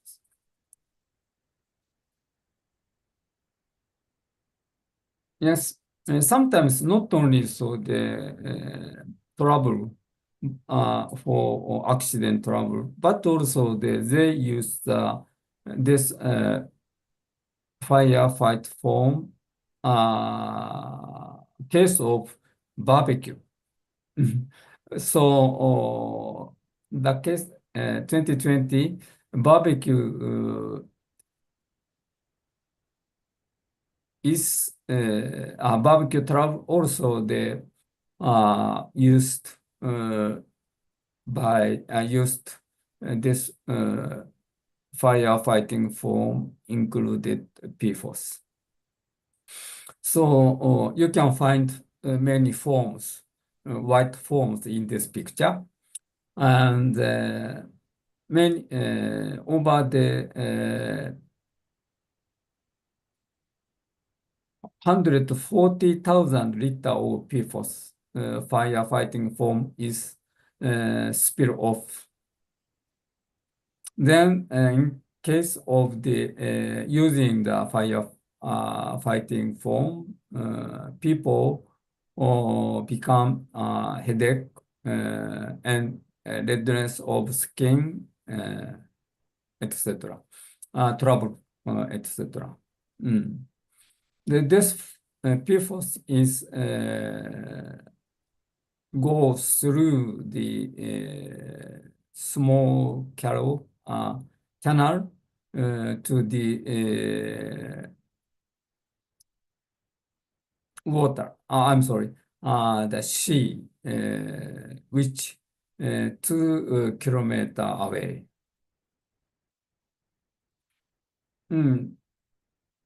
Kyoto Prefecture, I'm sorry, University of Kyoto. Kyoto University Group check their tap water, the content is in there, about 10 to 1 to 10 microgram, nanogram per liter. So the other case is sometimes regulation is 40 to 50 nanogram per liter. As you can find there, some this is, I'm sorry, these are all Japanese, but these are also the water and then drinking water purification plant. There are polluted PFOS and P4 like over the 1,000 microgram, 1,000 nanogram per liter. Because 1,000, even their regulation level is 40 to 50 nanogram per liter. And also they found it higher level of the blood PFOS compound. So, yes. These are many information. So this is a formal report of the Osaka Prefecture. This is a tap water purification place plant, like 2019 to 2023. The level is around 10 10 nanogram per liter. Very near the limited 50 nanogram per liter.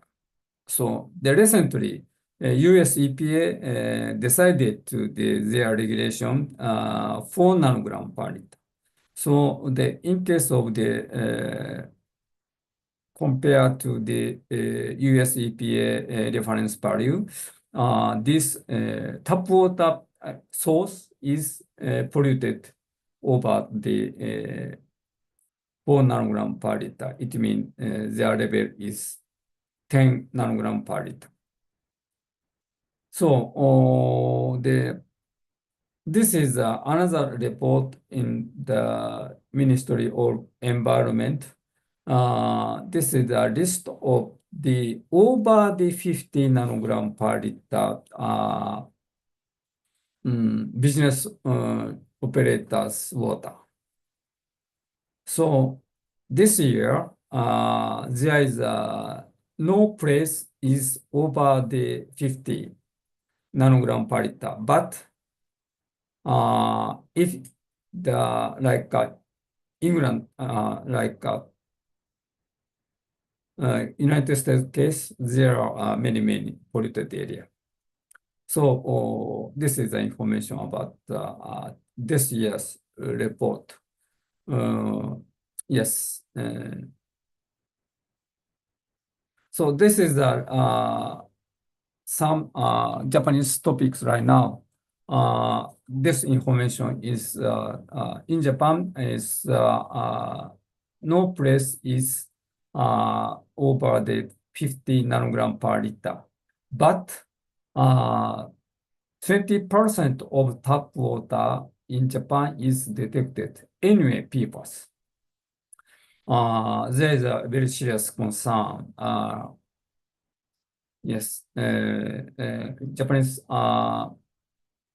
government try to monitor continuously and check the some polluted hotspot. Something like Aichi Prefecture and Nagasaki Prefecture and Hokkaido Prefecture. They are 47 to 49 nanogram per liter. So, but there is no more, not over 50, but very near. So the main researcher in Kyoto University, Dr. Harada, concerning this situation is very serious. So we have to monitor continuously. And yes, this is the last slide. The PFAS regulation in several countries. Japan is 50, WHO is 100, US EPA is 4, and United Kingdom is 100, and Germany is 100, sometimes 20. So I think this level is very high. So maybe we have to check the water's contamination level and like US level, we have to more regulate in this PFOS polluted level, polluted water, especially for water polluted level. Okay, this is the final slide. Please concern you and Indonesian people also these problems, new topics of the environmental issue. This one is not so direct concern on the climate change, but sometimes chemicals is actually like some effort to some not only climate change but also some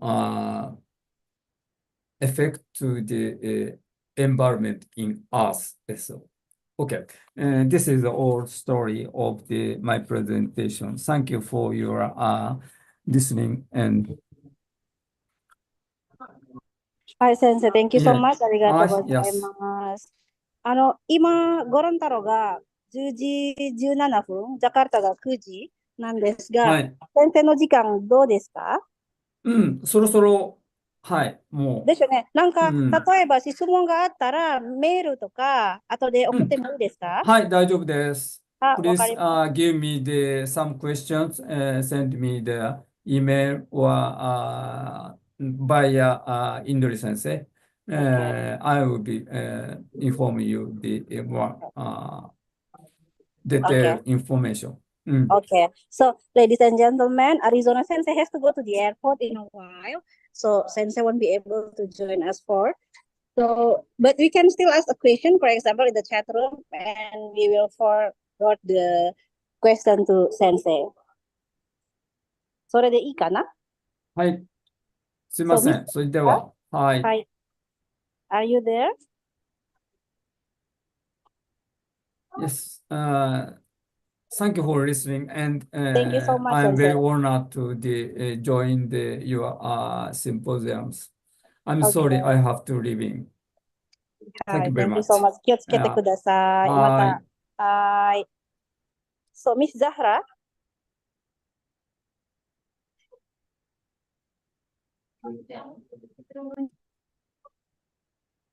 Miss Zahra? Maybe we can continue the matter with another. Hello?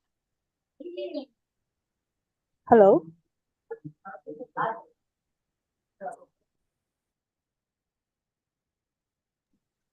Yes, I can hear you, ma'am. Okay, okay.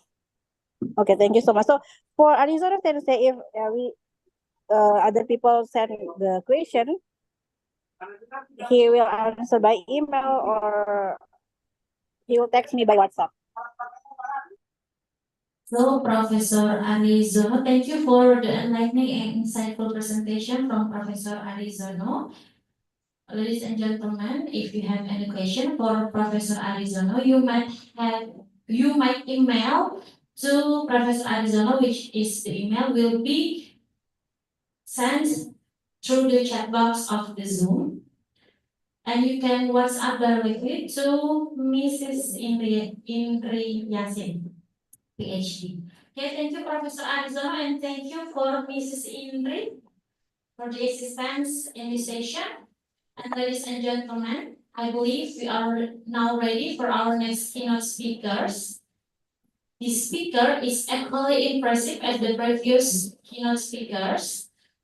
She is Mrs. Amanda Hadley, PhD. She serves as the Director of Climate Reality Indonesia, managing 1,000 volunteers in Indonesia, part of Global Climate Change Leadership organization founded by AI Code.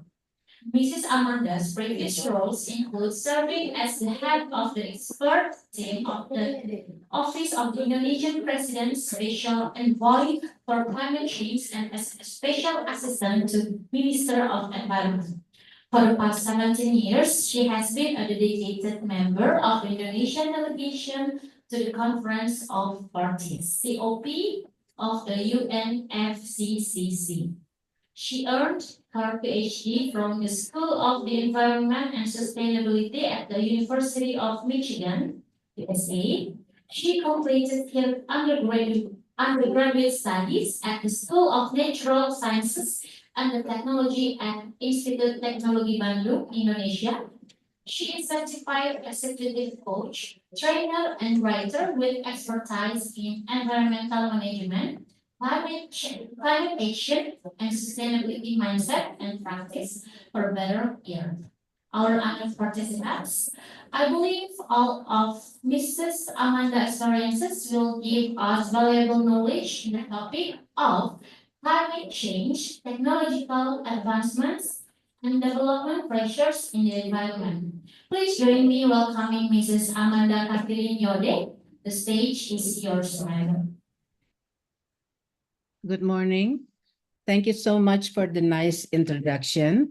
It is really an honor to be invited by Universitas Negeri Gorontalo for this prestigious international conference on science and environment.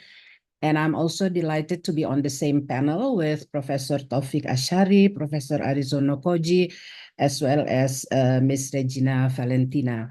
Allow me to share my screen right now.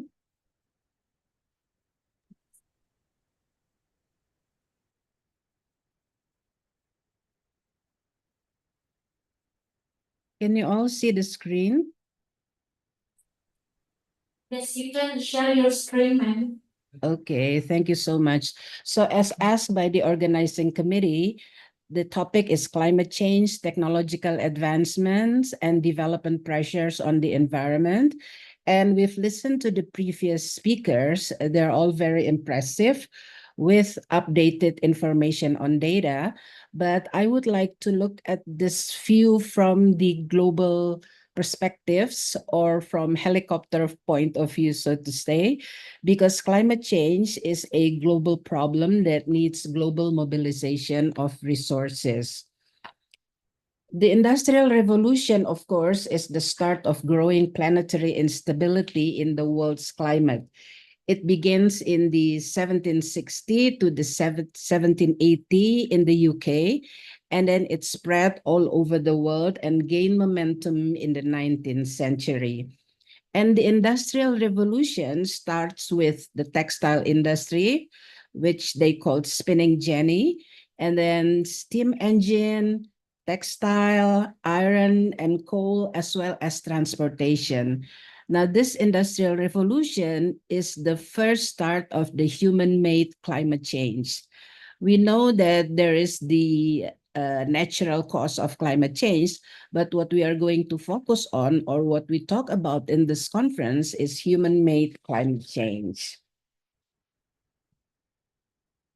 So, and the revolution has evolved from the agricultural revolution, where centralized food production led to the emergence of cities and stimulated more rapid population growth.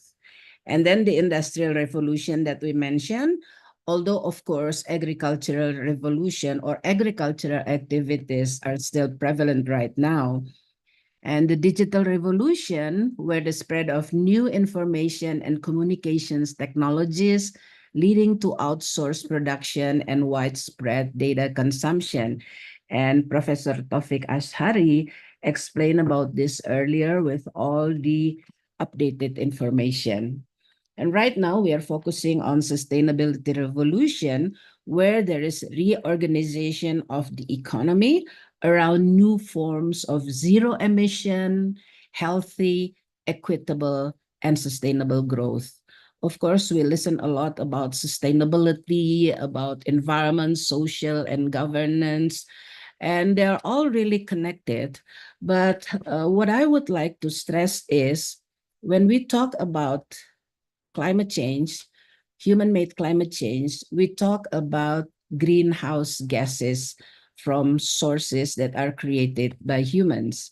So these are the biggest sources of greenhouse gases. And we do know that greenhouse gases are causing global warming as well as climate change.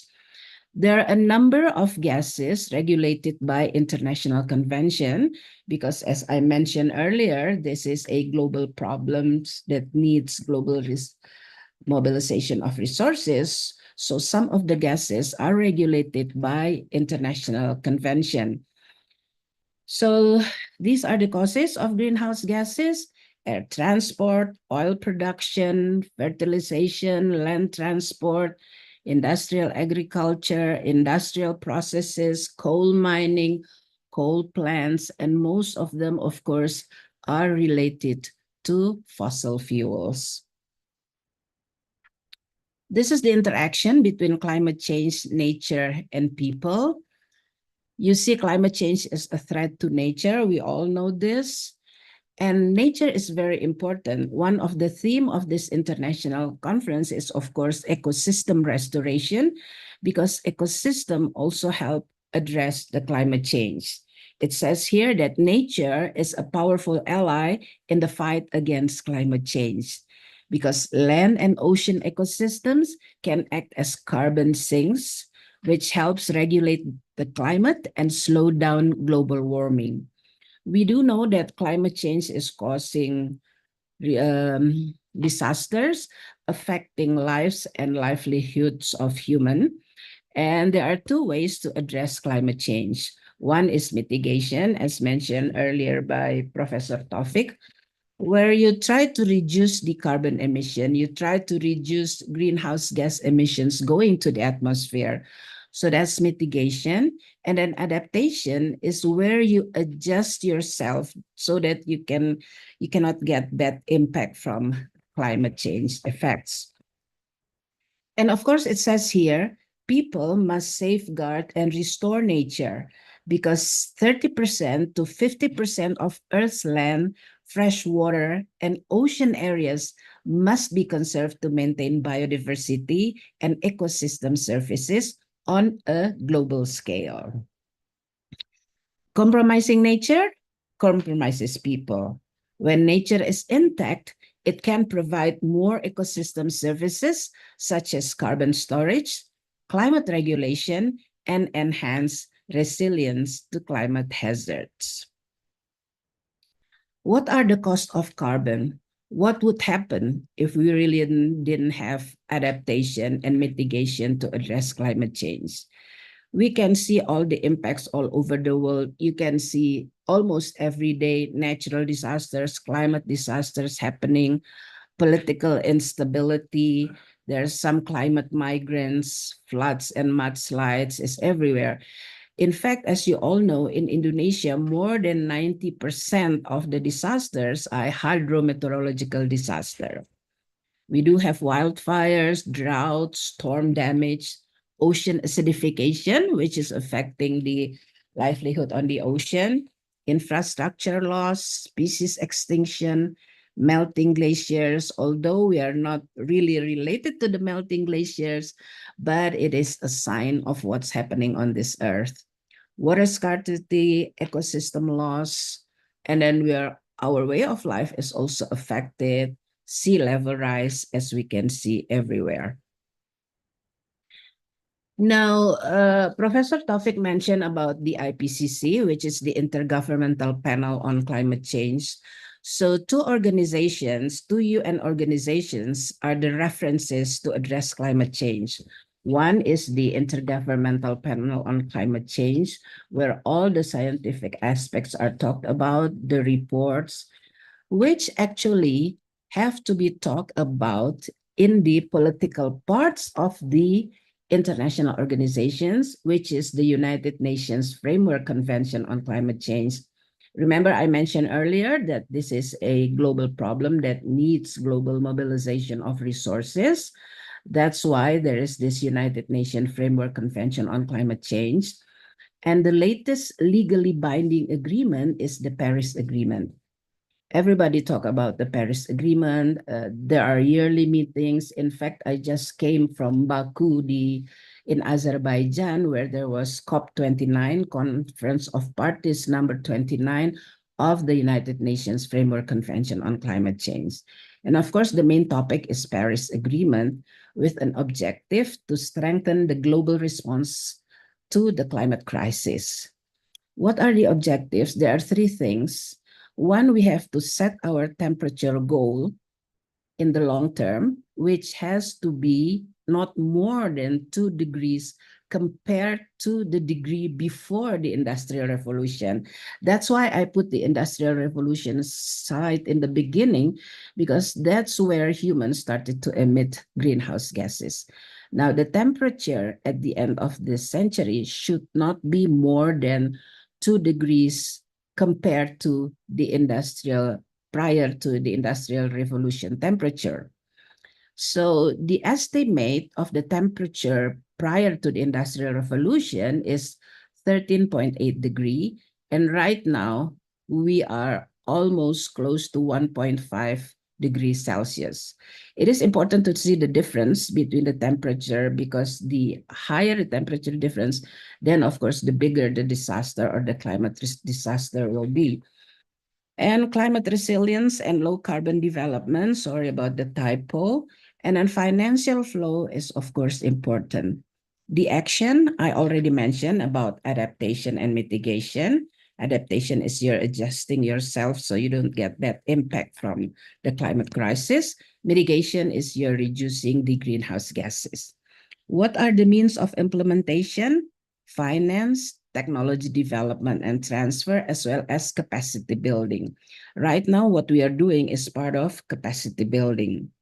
There are also responsibilities by individuals, which have to be transparent in action and support. And then also there are collective responsibilities. Among others is the global stocktake, where every 5 years we have to really report what we are doing, what are the results, what are the impacts of our action.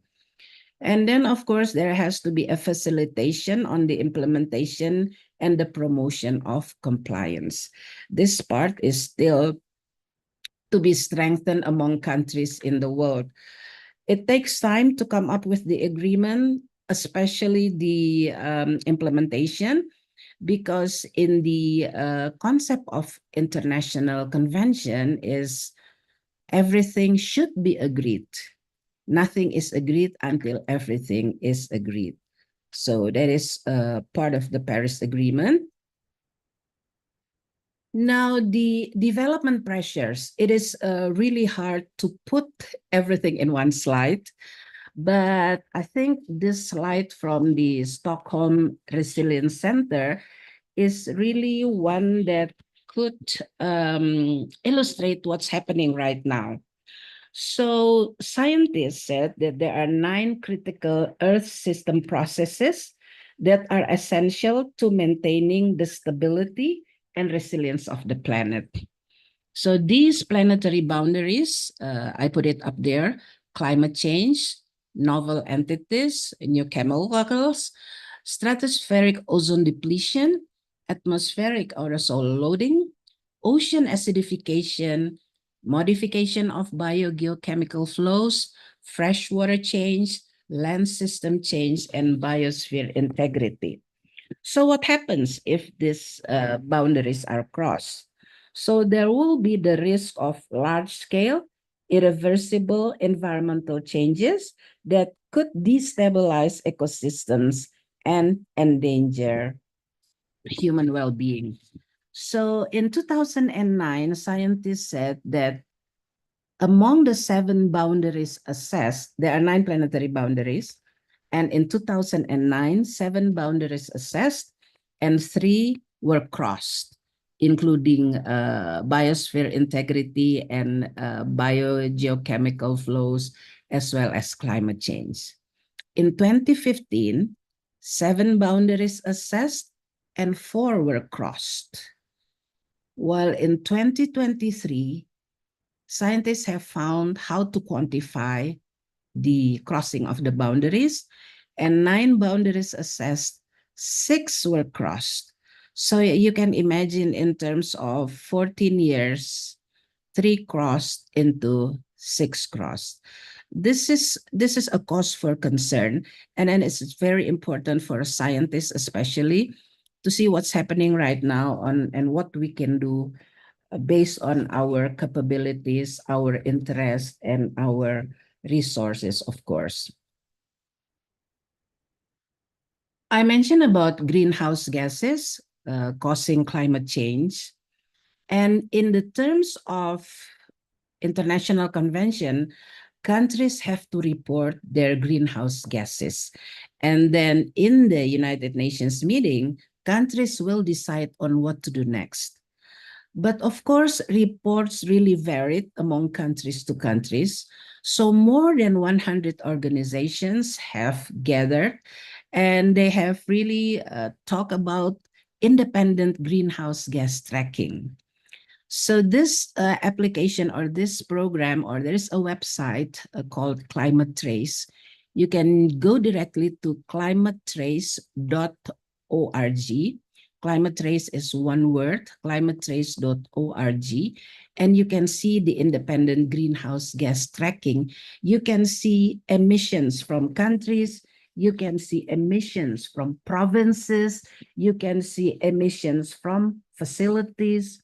Now, Climate Trace is tracking carbon dioxide, of course, methane, nitrous oxide, and other polluters, of course.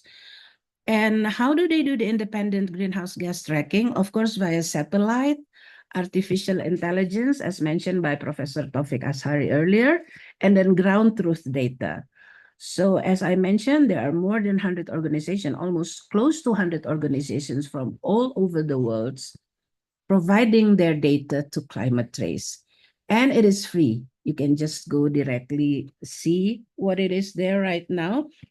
And from the Climate Trace data, it shows that the greenhouse gas emissions, the biggest greenhouse gas emissions comes from power, 24%, manufacturing, 17.4%, fossil fuel operation, 15.6%, transportation, 13.6%, agriculture, 12.7%. Now, in Indonesian case, The highest greenhouse gas emission up until now is still from the land use and forestry sector, but it's increasing, which will be from the energy sector a few years from now.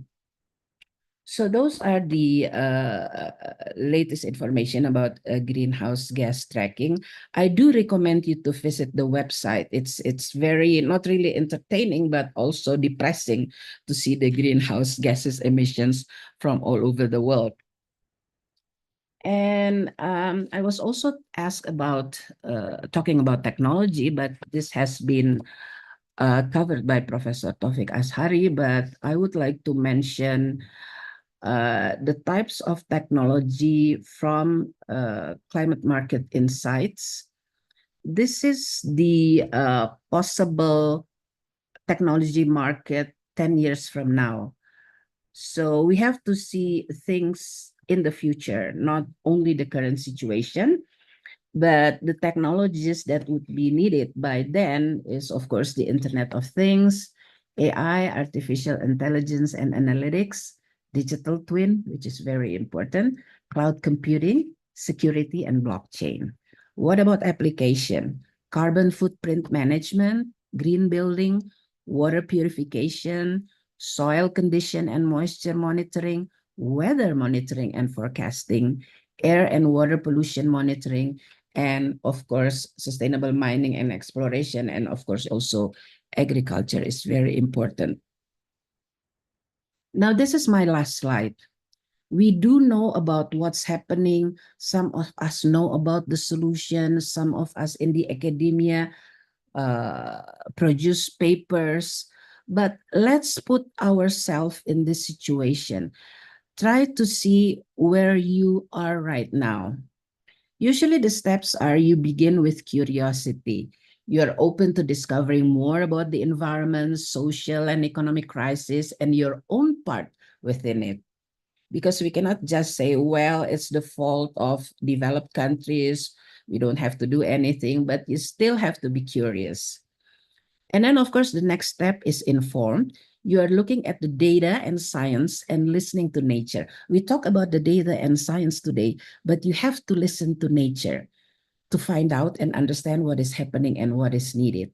Why is it important to connect to nature and listen to nature?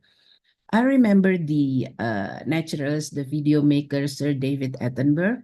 He said that right now the decisions on climate change by world leaders are very slow because they're not connected to nature. They live in cities, with their computers and all their gadgets, and they don't know what's happening in nature. So that's the second step, informed. And the next step is aware. You are emotionally working through your various reactions when facing the impact of human actions, as well as beginning to shift your mindsets and belief. So it's no use to understand all the technical issues, understand all the solutions, if you do not have the right mindset. It is very important to have a sustainability mindset. Let me explain about sustainability mindset. Sustainability mindset is you have to have an ecological view. You have to know what's happening in the environment, and then you have to see it from the system's perspective, because everything is connected, like climate change. And also, I just realized from the last few years that you also have to have emotional intelligence and spiritual intelligence. When you have all those four components, then you have the sustainability mindset. So after you have the right mindset, you are developing the skills to bring the topic appropriately into every aspect of your work. And the most important step, of course, is active. You are taking responsibility to influence and create change through your wider profession and all your stakeholders, just like what we are doing right now. So, ladies and gentlemen, that's it from me. I hope it's beneficial and we could continue with the discussion. Thank you. We have enlightening and insightful presentation with the topics on climate change, technological advancements, and development pressures in the environment. It's very interesting, and there is one part I'm interested is about independent greenhouse tracking. It's a new knowledge for me, ma'am. Can we, as a general people, access the website of the independent greenhouse tracking, ma'am? Right, it's free. I'll write down the link. Oh, yeah. It's such a new knowledge for me and maybe for many people in this room. Thank you, ma'am, for the enlightening and insightful presentation. And ladies and gentlemen, we are in our last but not least keynote speaker before we are going to our question and answer session. Before we are going to the last keynote speaker, I would like to remind you that you can ask to the speakers. From the first is Prof. Taufik, Prof. Arizono, Mrs. Amanda, and our next speaker is Miss Regina. Through the chat box, you can ask your question now via Zoom chat box by addressing to whom would you like to ask and your question. Or you can raise your hand later on the question and answer session, and I will sure to call on you by the Zoom audio. So you can choose whether you would like to ask by the chat box or by the Zoom audio directly to the speaker. Thank you. And ladies and gentlemen, now we are going to our last keynote speaker, Miss Regina Valentine Aidalina, Master of Science. She is now a lecturer in Biological Department at UNG, Universitas Negeri Gorontalo. She earned his bachelor degrees at Universitas Negeri Gorontalo in 2012 and continued to study in Universitas Gadjah Mada and graduated in 2016. One of the recent study of Miss Regina is optimization of the implementation of multi-Helumo village development North Gorontalo Regency through formulation assistance and integration of sustainable development goals in village planning in 2022. She also had many public services in the recent years, and today she will be sharing with us with her topic about genetic biodiversity of mangrove cracks in the mangrove ecosystem at Tomini by Gorontalo. I believe this topic will be very interesting. Therefore, please join me in welcoming our last but not least keynote speaker, Miss Regina Valentine Aidalin. The stage is yours. Thank you.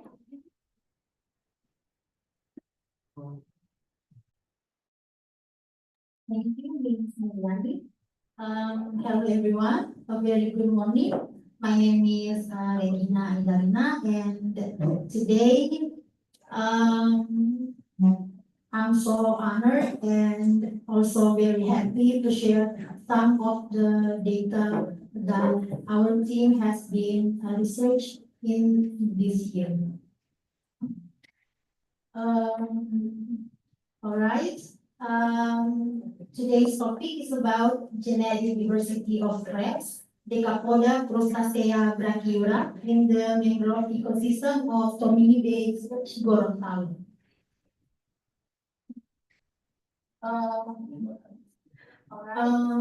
Actually, this research is not finished yet. It's still in progress, and this research is fully funded by Indonesian Ministry of Education, Culture, Research and Technology, and also is supported by the Research Center, the Research and Community Service Center of Universitas Negeri Gorontalo.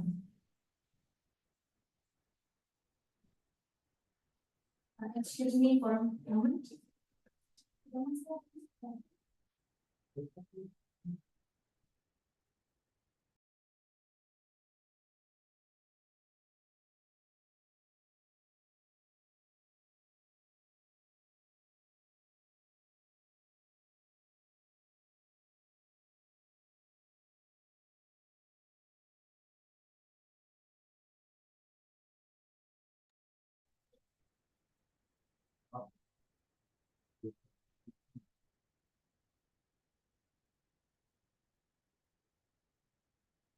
Okay.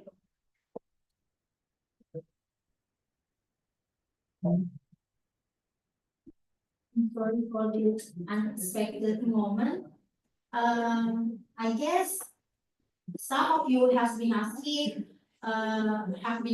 why mangrove ecosystem or why Tomini Bay, why crabs, or also why genetic diversity. First of all, mangrove ecosystem is a unique and extraordinary ecosystem. It is located between the land and the sea, and it serves as the boundary between both of the areas. Mangrove ecosystem has so many functions. Some of them is that this ecosystem can sink in carbon dioxide.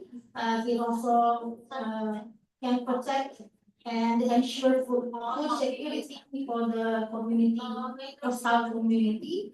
And the most important is this ecosystem is a home for many species.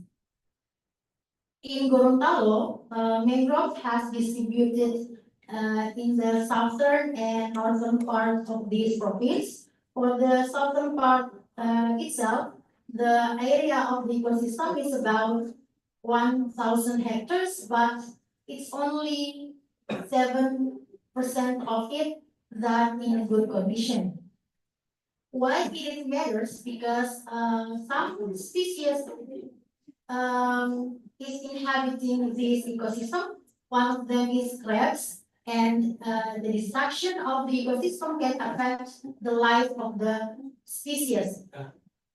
Why we study genetic diversity? It is because genetic diversity is a key component that allows the species to adapt or support them to avoid extinction.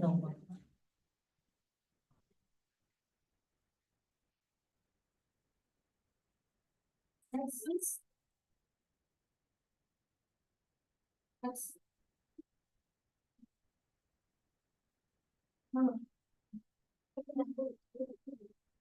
Okay, we've been collecting our sample for about 2 months, from August to September, and we have successfully collected 4,043 samples. All of them belongs to the 25 species and grouped for 6 families. Back, please. Next one. And then we continue to analyze this data, genetic data, and because of the limit of our laboratories, we use the help of the Badan Riset Innovation Indonesia or BRIN to extract and sequence the DNA.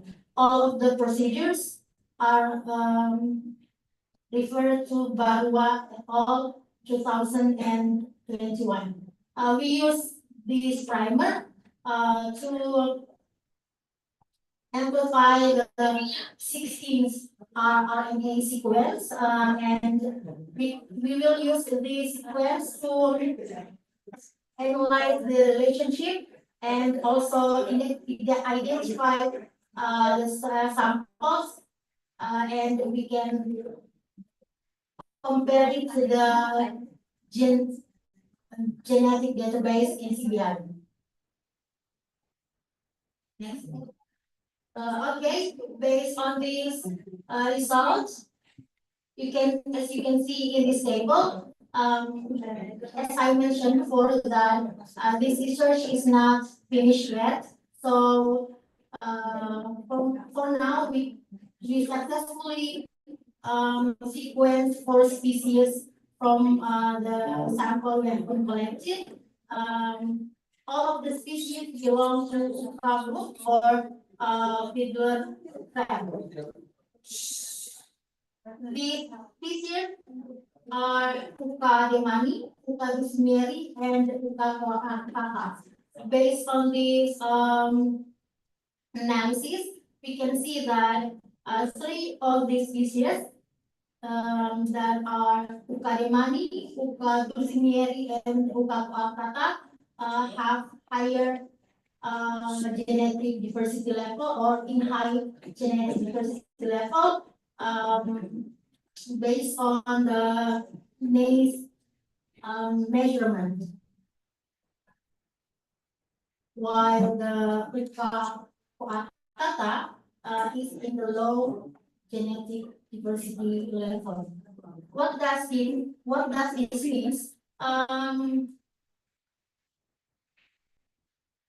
If species have genetic diversity, if these species have high genetic diversity, it is most likely these species can survive in the when the natural selection hits the population. Based on this data, we can predict that if something bad happens, these three species are most likely to survive rather than the other one. But because of the limit of the number of samples, we can draw any conclusion on any final conclusions yet, and we will plan to add some more data. Okay, table 3 show the genetic distance matrix. Why this is important? Because this data shows that all of the species, when we compare all the specimen with the sequence data on NCBI, we can see that all the specimen, all the samples are related to the one that has been sequenced and published on NCBI. But there is some exceptional in the focus.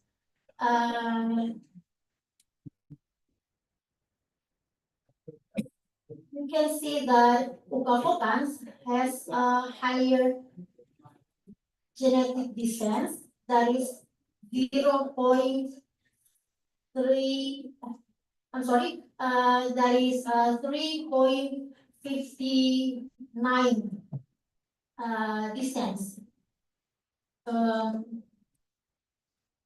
If species have the higher number, about 3.5, it means that this species can be considered as different species. But because of the similarity, we can we hypothesize that this species is probably cryptic. Cryptic species theory has been introduced to biology field, that if a species is cryptic, it is mean that the species is same but different. It can be same as morphological characters, but different in genetic characters, or vice versa.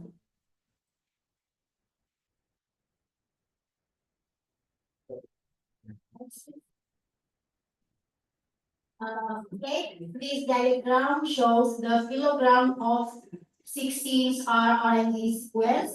If we compare our samples that have been highlighted or colored with red, as you can see, all of them has been grouped to the same species, except for the Uka sample number TS 0.001. This phylogram support the genetic distance data that probably this population has a cryptic species, but we plan to extend our research to confirm that if this population is cryptic or not. Next, please. All right. I think that is the end of my presentation, and I will return to the moderator. I hope some of you have a question, and I'm very happy to discuss it in the Q&A session. Thank you very much. Thank you.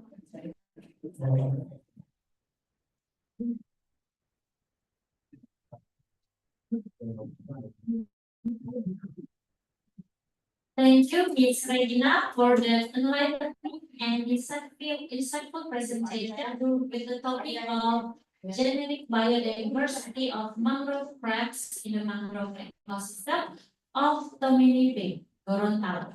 Your expertise and research are truly valuable. I am confident that many are enthusiastic to gain further insight into every speaker's topic. So, ladies and gentlemen, we are now open for questions for every keynote speakers. Professor Taufik, Professor Arizono already left the room, and if you have any question to Professor Arizono Koji, you can directly email to him, and the email will be sent into the chat box later. And you can also ask Amanda Kapili and Miss Regina Aidalin. If you have any queries or comments to our four keynote speakers, please feel free to type them in the chat box or raise your hand, and I will be sure to call on you. We encourage active participation from our audience, so do not hesitate to engage with Professor Taufik, Professor Koji, Mrs. Amanda, and Ms. Regina about the fascinating topic we have just explored. While we wait for the question to come in, I would like to take a moment to highlight some key points from Ms. Regina. It's such an interesting topic about the mangrove, which is we know that in Sulawesi, most of the region in Sulawesi is a bay. It's a bay with Tomini Bay. So it's such a new knowledge for us, especially for me. Okay, I didn't see any question in the chat box, or maybe if you let me become the first participant to ask to the first speaker, Professor Taufik, I want to ask about the presentation before about the AI and the data. The presentation was very insightful, and I'm curious about the margin of errors by the AI. How do we minimize the margin of error, since we know that every tool managed by computer might have a marginal error? So maybe you can give me some point of view from you. Thank you. Okay, yeah. Thank you for the questions. Yes, we do expect that any automated systems will incur errors, will suffer from inaccuracies. This is something that we have to accept. And one of the fundamental problem, there is no single solutions which is available up until now, is our ability to generalize the model which we train based on the data we collect to a general possible data sets which might not be collected by us. So how we can actually generalize the training, the learning, just from a subset, maybe a very small set of data, to something a bit more general. So that generalization part is something that is a fundamental problem in in AI, especially in the data-driven AI, such as machine learning. The way we can minimize the error in practice, especially if we do work with domain experts. So in this case, the domain expert is someone coming from the forestry science. So we claim that we are not domain expert. We are just someone who can help process the data, who can help with the model based on the data given. So the one that can actually validate the results based on our data processing, based on the pipeline we propose, is the domain expert. So it's quite impossible for us to be able to say that, oh, okay, we have invented this, this will work quite well without working with the domain experts. So that's the reasons why I engage quite closely with people from like Pak Iswan and team from Malaysia Research Center, because whenever I need to have some validations on the ground, then I do need their expertise. I need them to actually verify, and with that kind of expertise, we can actually enable certain level of generalizations. Some of the recent results we found, not presented in my presentation, is like we do try to measure the biomass directly just from the aerial images, where in the manual terms, typically those forestry scientists, they need to do manual measurement. They need to measure the height, they need to measure the diameter of the trunk of a given tree. So just by using the aerial data set, we can try to make these predictions. And in the beginning, we just used like a global forest inventory data. We managed to obtain a kind of fitness. So fitness like an indicator of how good a model fits the data. Fitness is kind of accuracy, fitness of like 0.6. But when we try to validate with the data from the ground using Pak Iswan and teams from Malaysia Center, we managed to push forward the fitness from 0.6 to 0.92, which is actually quite good, because like the benchmark will be the fitness of 1. Yeah. So that actually indicates like AI is actually, there is some misconception that AI or data science, they are pure mathematics. No, actually it's not. They are actually applied subjects. And by applied subject, it has a very strong sort of like requirement to engage with people on their own domain expertise. So the way AI data science can help the domain is by working with the domain expert. So we should not see AI as something that will replace us, but it's something that will augment the capacity of the domain expert. Yeah. Hope that answers your question. Prof. Taufik Ashari, such a new knowledge for me, and especially for data and AI, it's I'm not really know about this, and your answer really enlightened me. Thank you, sir. And I see one participant had raised his hand. Please, I will give the stage to Muhammad Fahri Juraini. Please give your question, and please address to whom you might would like to ask. Okay, can you hear my voice? Hello? Yes, we can hear you. Okay, thank you for the opportunity, and also thank you for the insightful presentation from Ms. Amanda Katili. My name is Mohfahri Juraini. I am currently a student at Faculty of Geography in Universitas Gajah Mada. I'm particularly interested in the intersection of sustainability and resource management.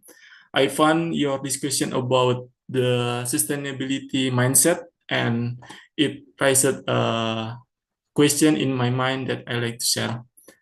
And in the context of the sustainability, do you believe that limiting of the use of non-renewable natural resource is the most effective approach, or could it be more effective or more strategic to maximize their utilization despite their environmental impact, but in order to accelerate the development and expansion of new renewable resource that might be better for support long-term sustainability goals for Indonesia? Maybe for example, we can see how some Middle Eastern countries, which such as Saudi and something like that, which have abundant of oil resource, but now we can see they are focused to investing in tourism infrastructure for support their economy. This strategy aims to ensure they have alternative revenue stream once the oil reserves are depleted. Could Indonesia follow the example of maximizing non-renewable resource to build a more sustainable future? Maybe it is my question. I will hearing your perspective on this. Thank you. Muhammad Fahri Juraini for the question. To Mrs. Amanda Katili. Mrs. Amanda Katili, there is another question for you in the chat box. Would you like to answer from Muhammad Fahri Juraini first, or you would like to collect all the question and you'll answer it together, or? Let me clarify your question, Fahri Juraini. Did you ask whether renewables are better or non-renewables are better?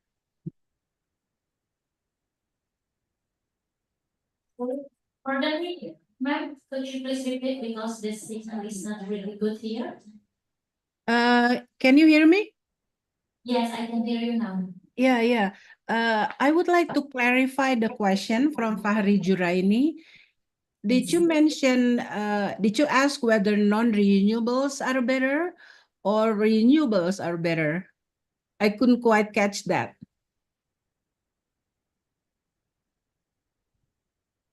This, Mr. Muhammad Fahri Juraini, could you clarify to Mrs. Amanda? Oh, cannot open the mic. Please, the operator. Okay, thank you. I cannot open my mic. My question, I will repeat. Do you believe that limiting the use of non-renewable natural resource is the most effective approach, or it could be more strategic or effective if we maximize their utilization to create new renewable resources? It may be better support long-term sustainability goals. It's my question. Okay, thank you so much. That's a very interesting question, and it's kind of difficult to answer for me actually, because it depends on the country. You mentioned about revenue streams. You know, right now it could come from non-renewable resources or from activities such as tourism that you mentioned. Many countries are pressured by the results of international convention, and sometimes they do or they issued policies that can make them earn more money from other countries, from developed countries, for example. So it depends on the policies of the governments. But of course, what we have to do first is really mapping what we have, whether we have enough renewable resources or do we have enough non-renewable resources, and then what are the pluses and minuses if we extract the resources.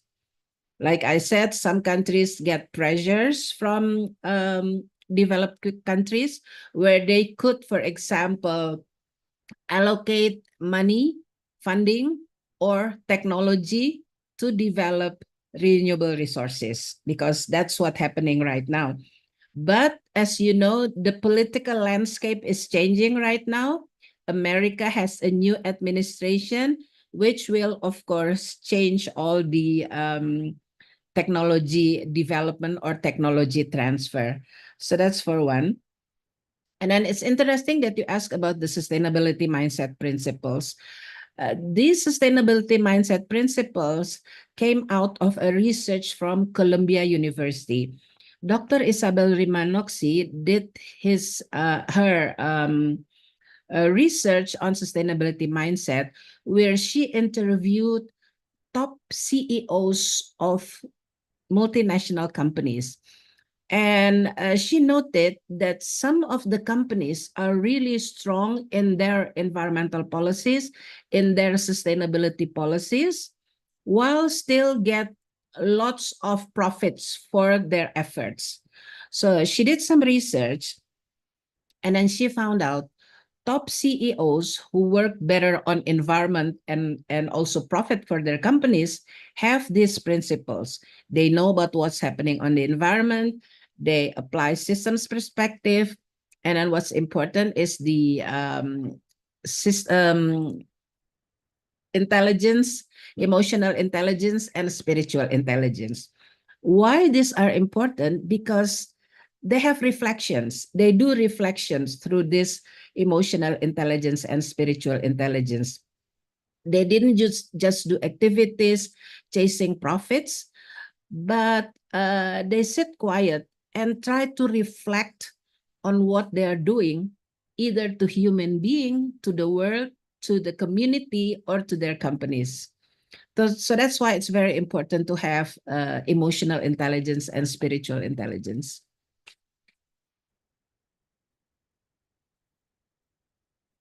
Finally, for the answer, is the answer clear for you, Mr. Fahri Juraini? Mahasiswa UGM S2. Okay, thank you for your thoughtful response. I really appreciated the detailed explanation. And maybe the last, I will clarify how about your opinion. Is our leader in our country is have a sustainability mindset, because you know we extracted more natural resource, but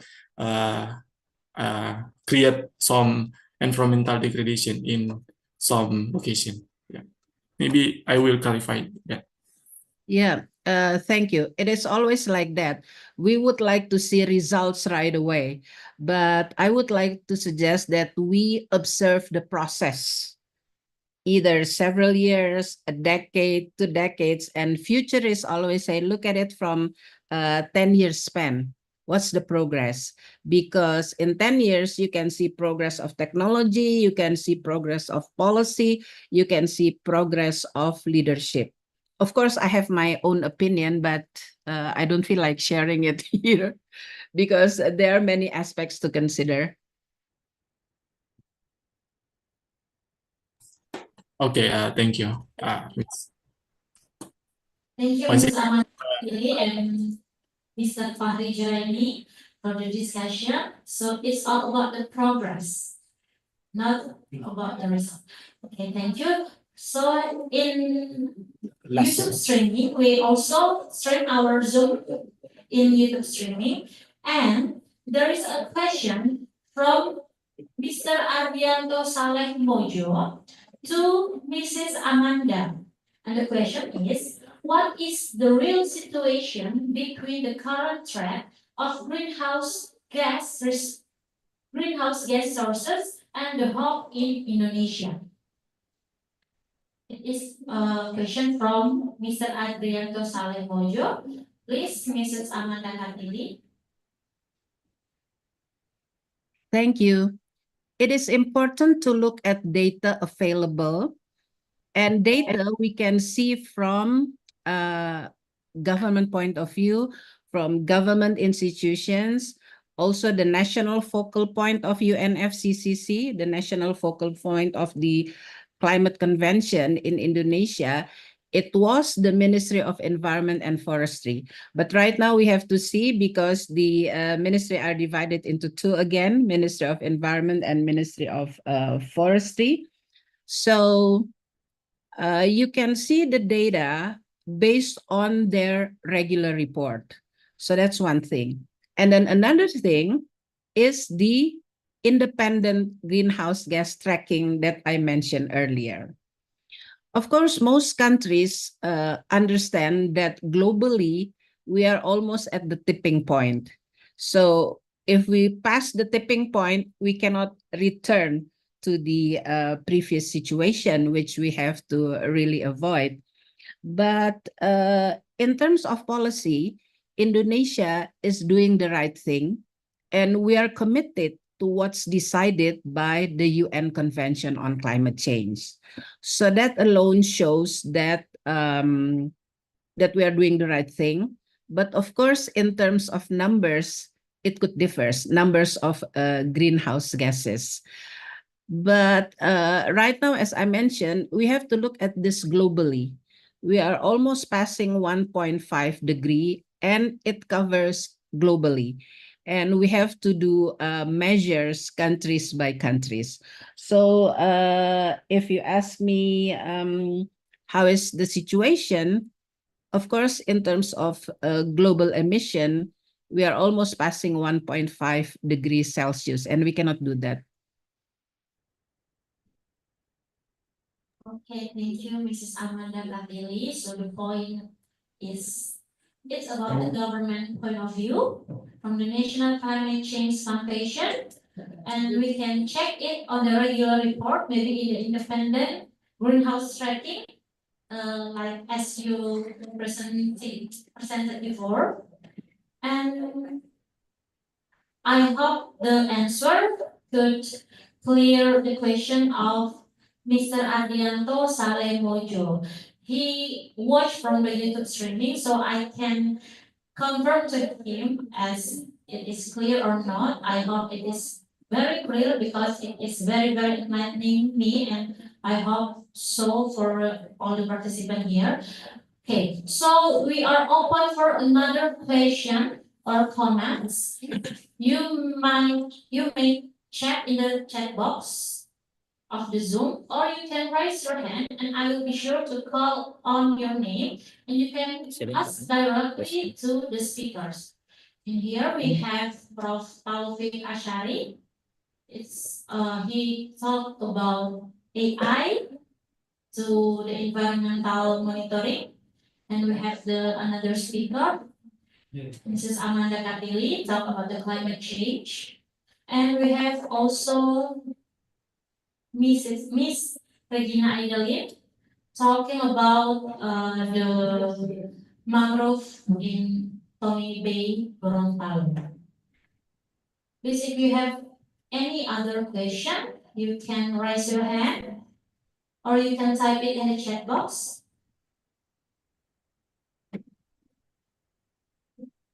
Question.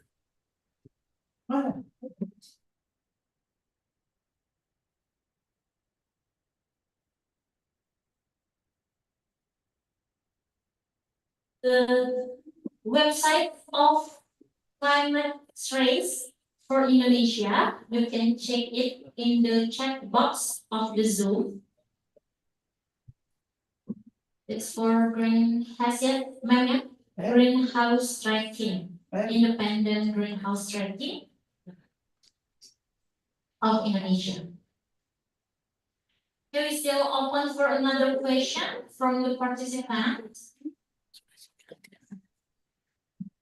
I do. Remember, our goal is to foster a collaborative and interactive learning environment. So your input is highly, highly valuable.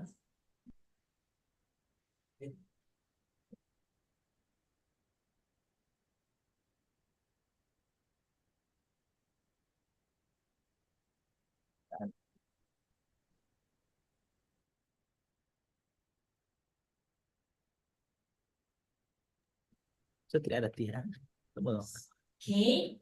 If there is no other question for all of our keynote speakers, this might be the end of our session today. So if there's nothing else, I would like to extend our gratitude once again to all of the keynote speakers, Professor Taufik Ashari, Professor Arizono Koji that have lead this room meeting, and Miss Regina Idolin Valentine, thank you for your wonderful Ada satu. presentation. I'm sorry, pardon me. There is one question in the chat box. So we have to pending our closing Dua-dua. because here is Mr. Taufik. question to Tiga-tiga. Amanda, Tiga-tiga. there's a point about the agricultural revolution. How can this be linked to the carbon model system, specifically in identifying which agricultural practices emit more carbon and which are more effective in carbon sequestration? And there is another question. So two speakers is questions by, I will mention the name by Eka Reza, Mr. Eka Reza. Here is the question for Mr. Taufik. Indonesia has traditional land clearing system that involve burning. What solutions or strategies would you propose Ya to tutup leher address kan, this dan phenomenon? ChatGPT. Also, Miss Regina, there's a question for Miss Regina. On the genetics of crabs in the mangrove areas of Gorontalo, are there cases where the crabs show morphological differences but are genetically closely related? So, there are three questions for three speakers. Thank you, Mr. Eka Reza, for the very, very interesting question. Let me choose the first speaker to answer is Mr. Alvin Ashari. Please, sir. Okay. Well, I think in terms of the traditional land clearing system practiced by some of the people in our country, I think obviously from the data point of view, what we can do is we can have a look at the implications of those practices to the some of the things that may not be directly visible. For example, if we can correlate the practices with other variables such as the occurrence of the disasters, to some extent like the productivity of the land. So all these phenomenon can actually be analyzed using data if the data are available, and we can have a look at the patterns. We can have a look at the impact. And I think the most important thing is once we are able to gather insights and understanding about the impact, how we can actually deliver back that knowledge to the relevant populations. I think that's the difficult part, because I think that may involve a level of behavioral changes. So obviously that's not my expertise. So someone with expert in behavioral changes could help translate the insight from the data to how the practice could be re-engineered or modified at the grassroots level. So I think connecting that recommendations from data, insight, pattern recognition to something that can be translated to the grassroots level is key. And these behavioral changes can take years perhaps to manifest, but again, if we are not starting now, maybe we will be too late to address those issues.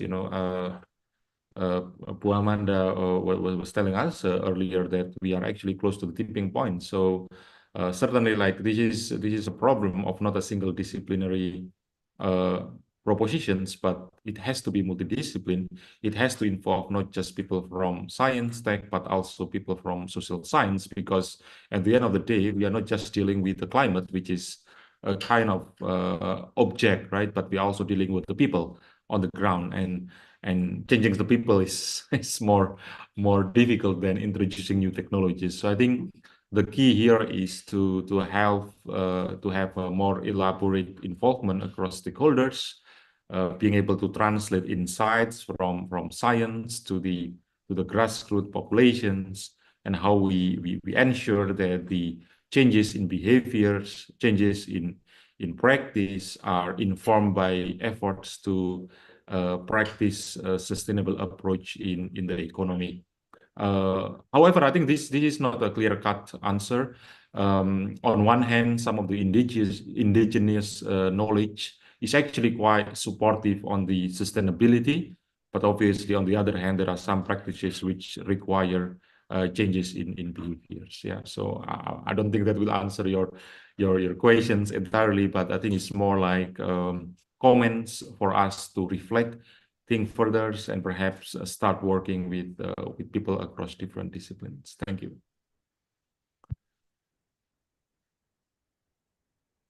To Mr. Eka Reza. I'm going to another question from Mrs. Amanda about the agricultural revolution. Please, ma'am, the stage is yours. Thank you so much. Of course, practices are evolving over the years, but right now people talk about regenerative agriculture. So it is a way to build the health of soil and also ultimately, of course, the entire farms and ranches by tapping into nature's natural processes. For example, crop rotation, and if there are animals grazing, you have to change the animals, not the same animals, and then limiting the or don't use chemicals, and then no tilting. So there are many practices, and people have been doing that in several countries. In Indonesia, there are people also in the farmers in the eastern part of Indonesia who are doing this with good results. Thank you, Mrs. Amanda, for the answer.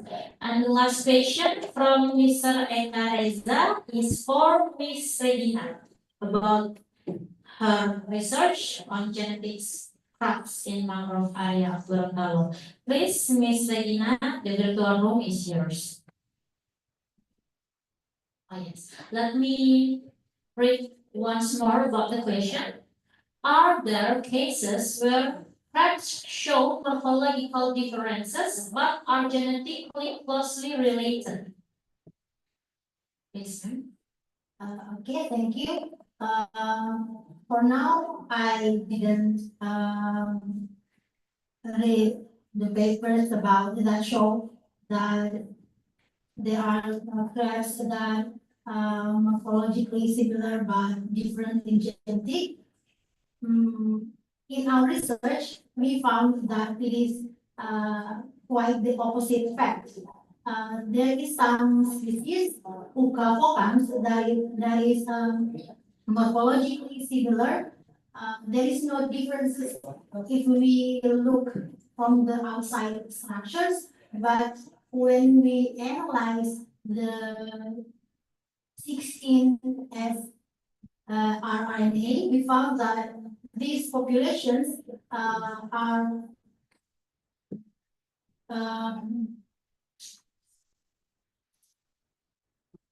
different. Yeah. Some of the species have the higher genetic distance. I think it is 3.59 if I'm not mistaken. And in the theory that each species have the genetic distance about 3.5, these species could be considered different species. But because of the similarity of the morphological characteristics, we can probably consider them as cryptic. Cryptic species is that there is some species that same but different, same in morphology, or but different in genetic, or vice versa. Thank you. Thank you, Ms. Regina, and also thank you for Prof. Taufik and Mrs. Amanda for the answer to the question of Mr. Eka Reza. I hope it clears all of your questions. So, before we wrap up today's session, I would like to inform you that we are going to have an award certificate issuance to all of the keynote speakers. So here is the issuance of the certificate. First is the appreciation to Professor Taufik Ashari, becoming a keynote speaker in International Conference Environmental Science 2024. And the next is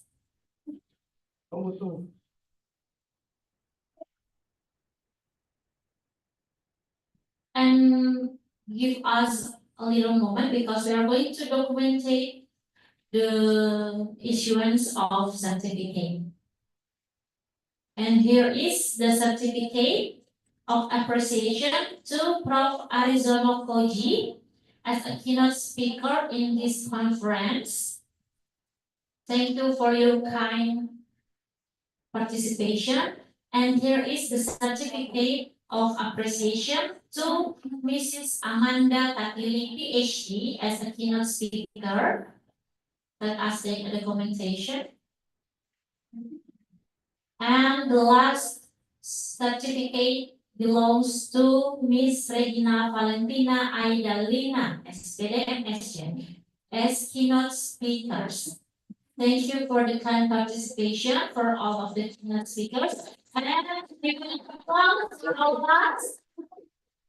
Ladies and gentlemen, and also the honorable keynote speakers, let us take a picture and documentation with all of the keynote speakers and also the participants. Please open the camera because it will be documented in our event.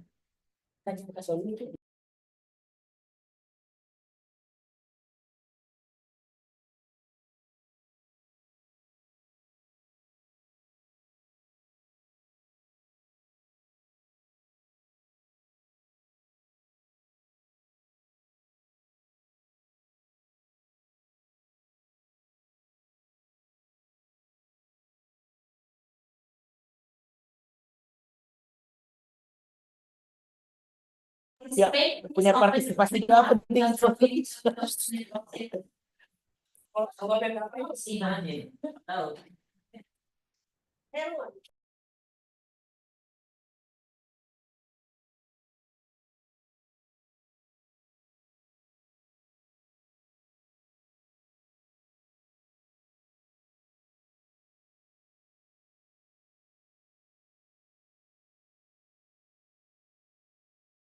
Next. For the next slide of the Zoom, still smile.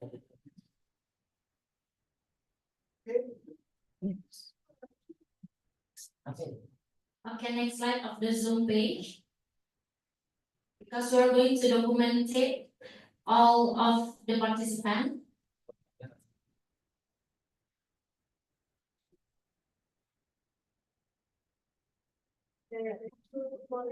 Okay, thank you for all of the participants, and especially for the keynote speakers, Professor Taufik Ashari, Mrs. Amanda Katili, and Miss Regina, and also Professor Koji.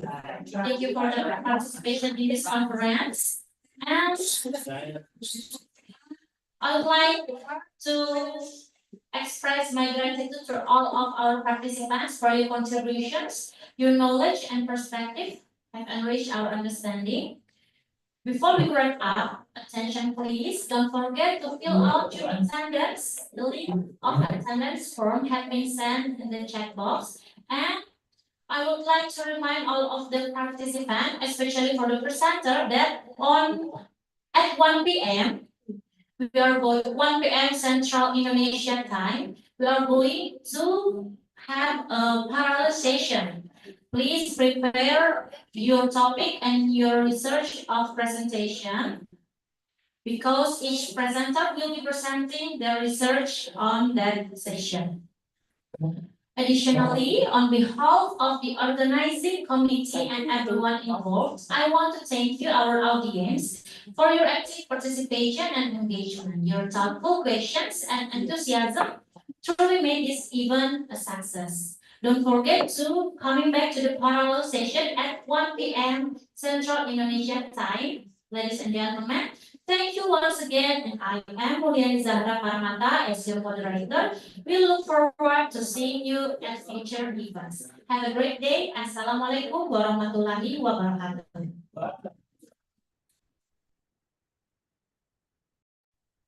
Thank you.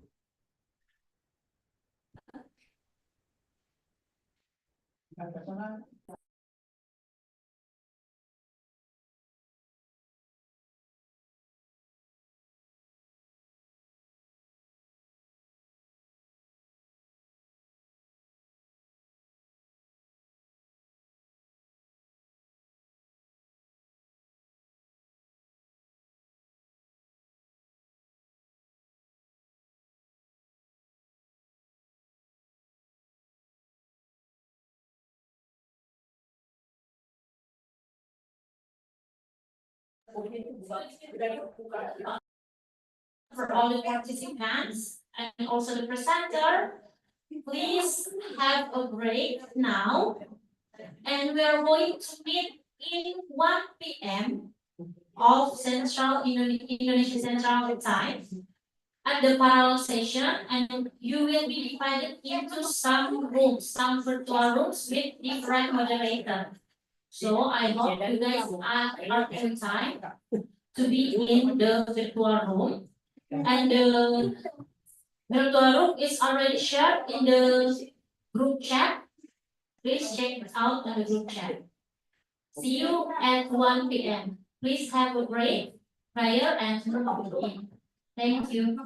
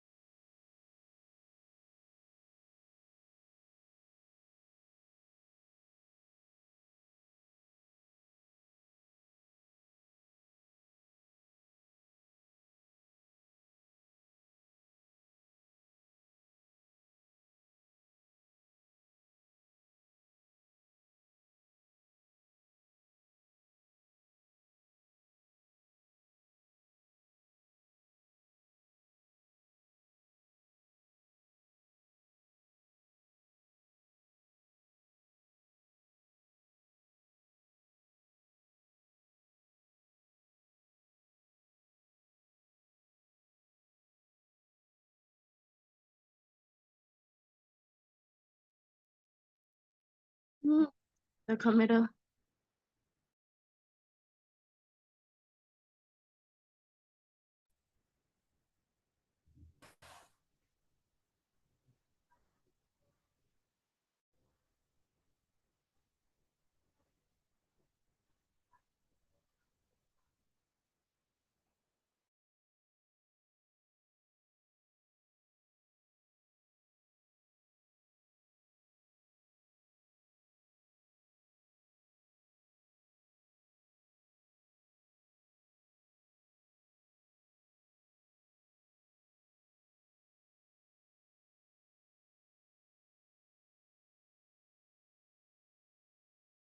Tidak apa-apa dari pantau dari jauh itu. Nanti tinggal instruksi. Ayo dia apa kalau Gina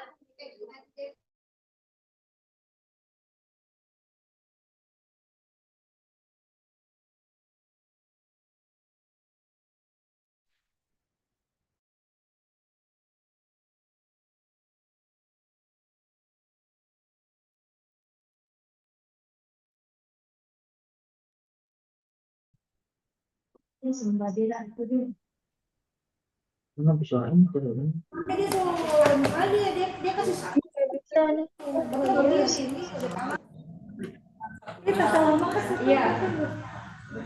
Berapa orang terang ini harusnya?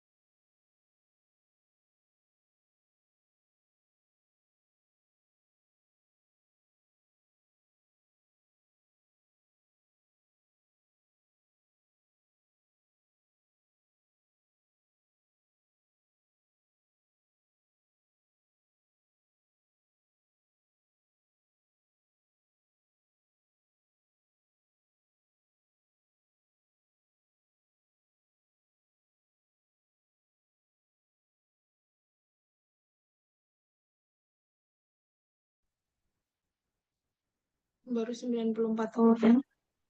Ih, gue jangan langsung semangat masuk, Kage baru terang 3 kalau langsung digiring. Kita cicih, Be.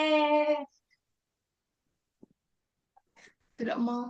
Oh, ya ada. Siapa? Siapa, Jun? Ih, audio ada.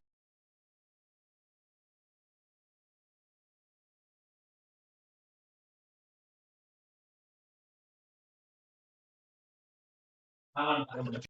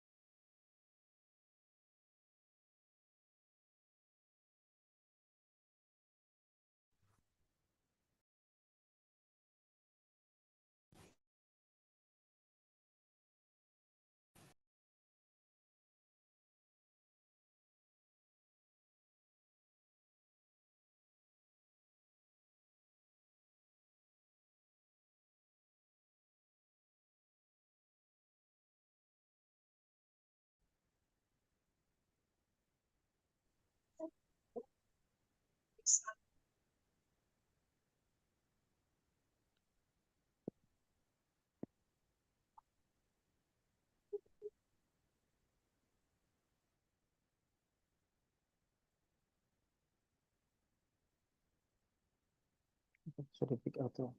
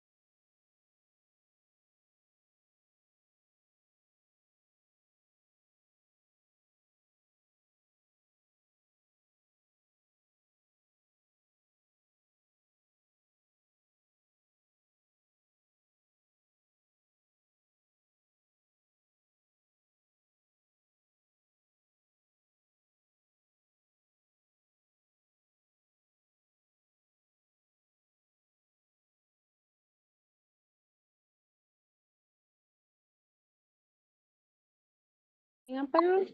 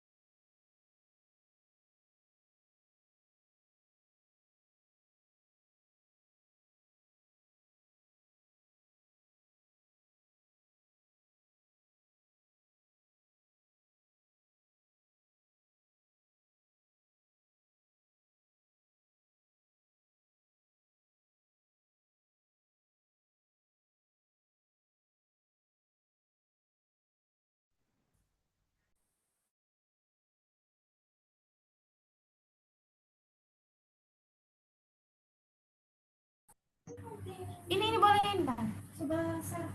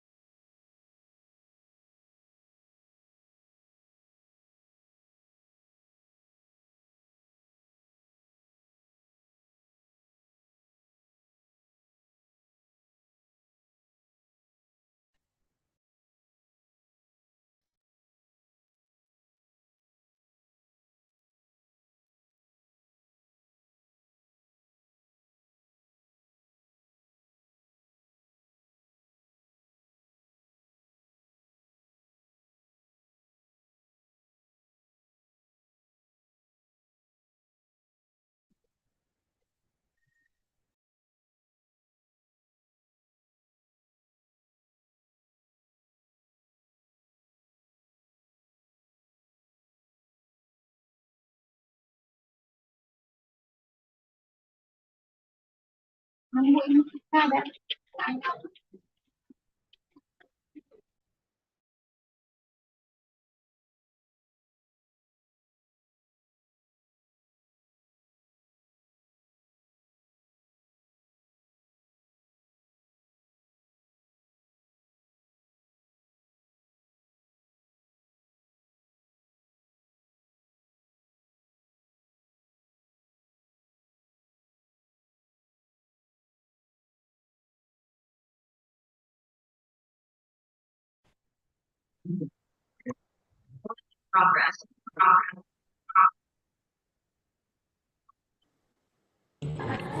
Ibu Ima keluar, Siapa saya so kasih keluar saya coba deh.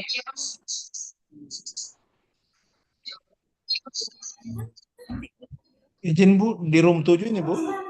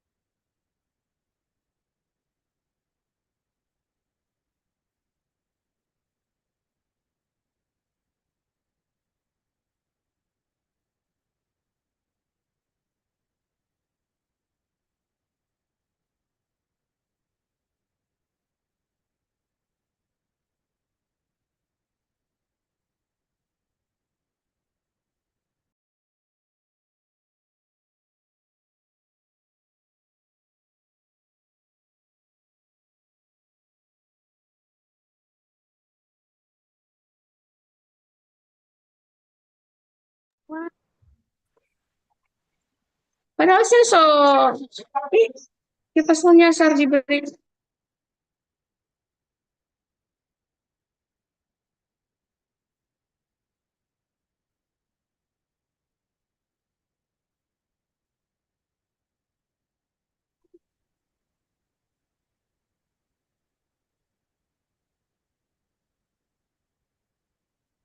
Bu Ebi, saya sudah di mana? Di grup mana ini?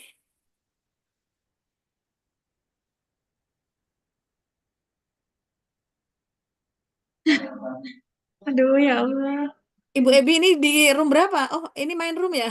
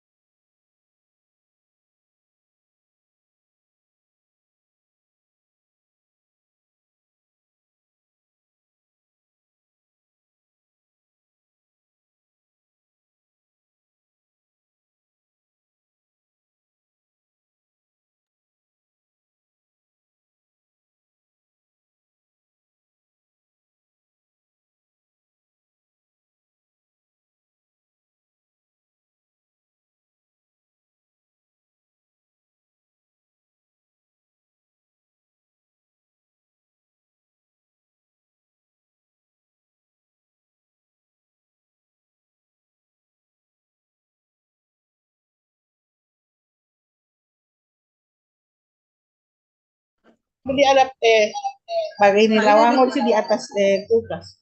Berarti itu ketemu. Tapi yang baik berarti mama kita